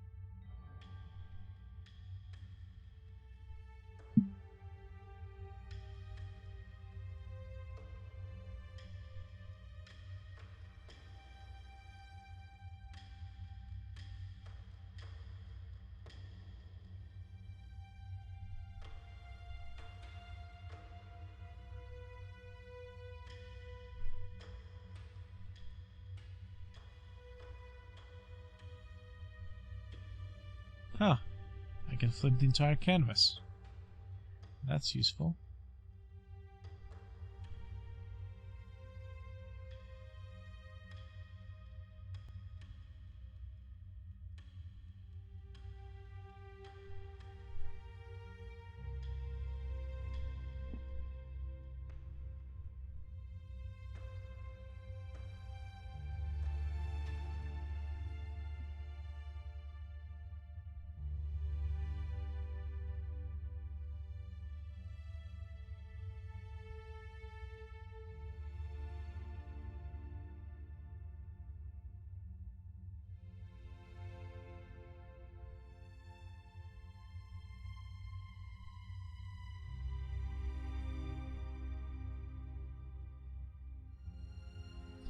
Okay, here we go. At least the subject's in focus now.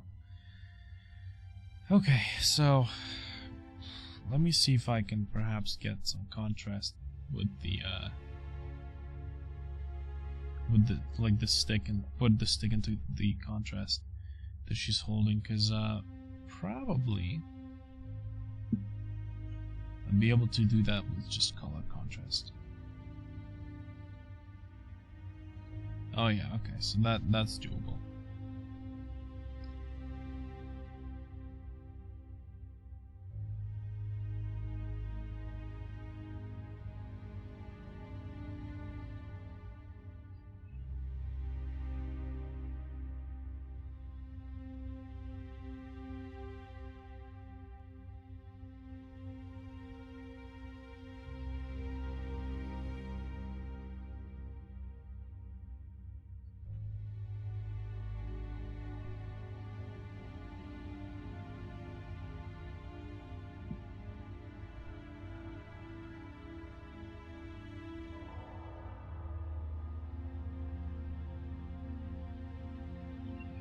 just desaturate the wood of the stick a little bit so it doesn't look like she pulled it out of her ass.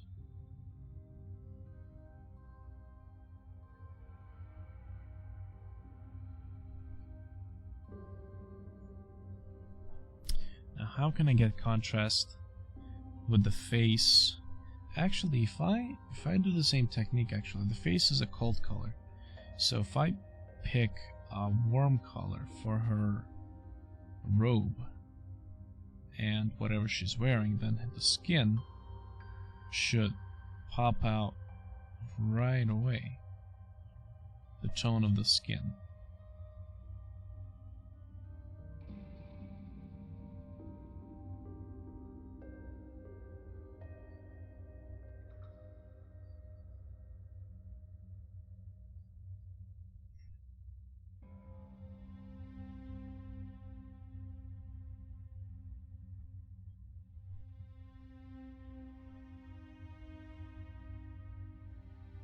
I should probably really be doing cell shading for this.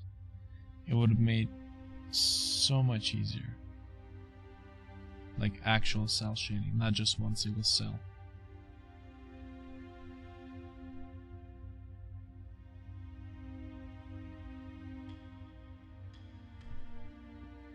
The same thing for the outer robe.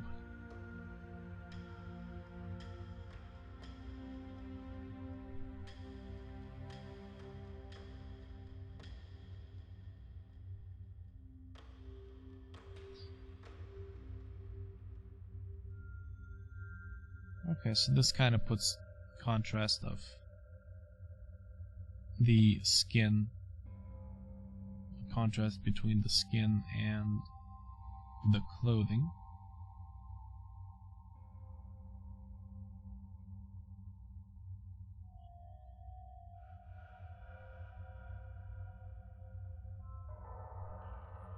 Not bad.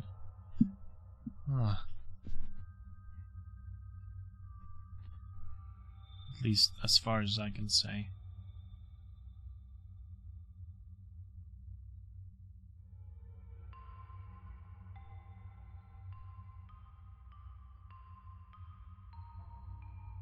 I guess a teal color would probably contrast this one. Oh, or something like this, a nice blue color. Okay. I would say this is done. Obviously not fully done. I'll still have to take a look tomorrow morning, or just generally tomorrow. But that's pretty much it for this stream. So let me go ahead and just save it as a project. If I'm going to be opening this, no sense. Anyways, thanks everybody for joining. I'm going to call it a day. I am practically falling asleep right now. So, there goes Photoshop. I'll see you guys in the next stream.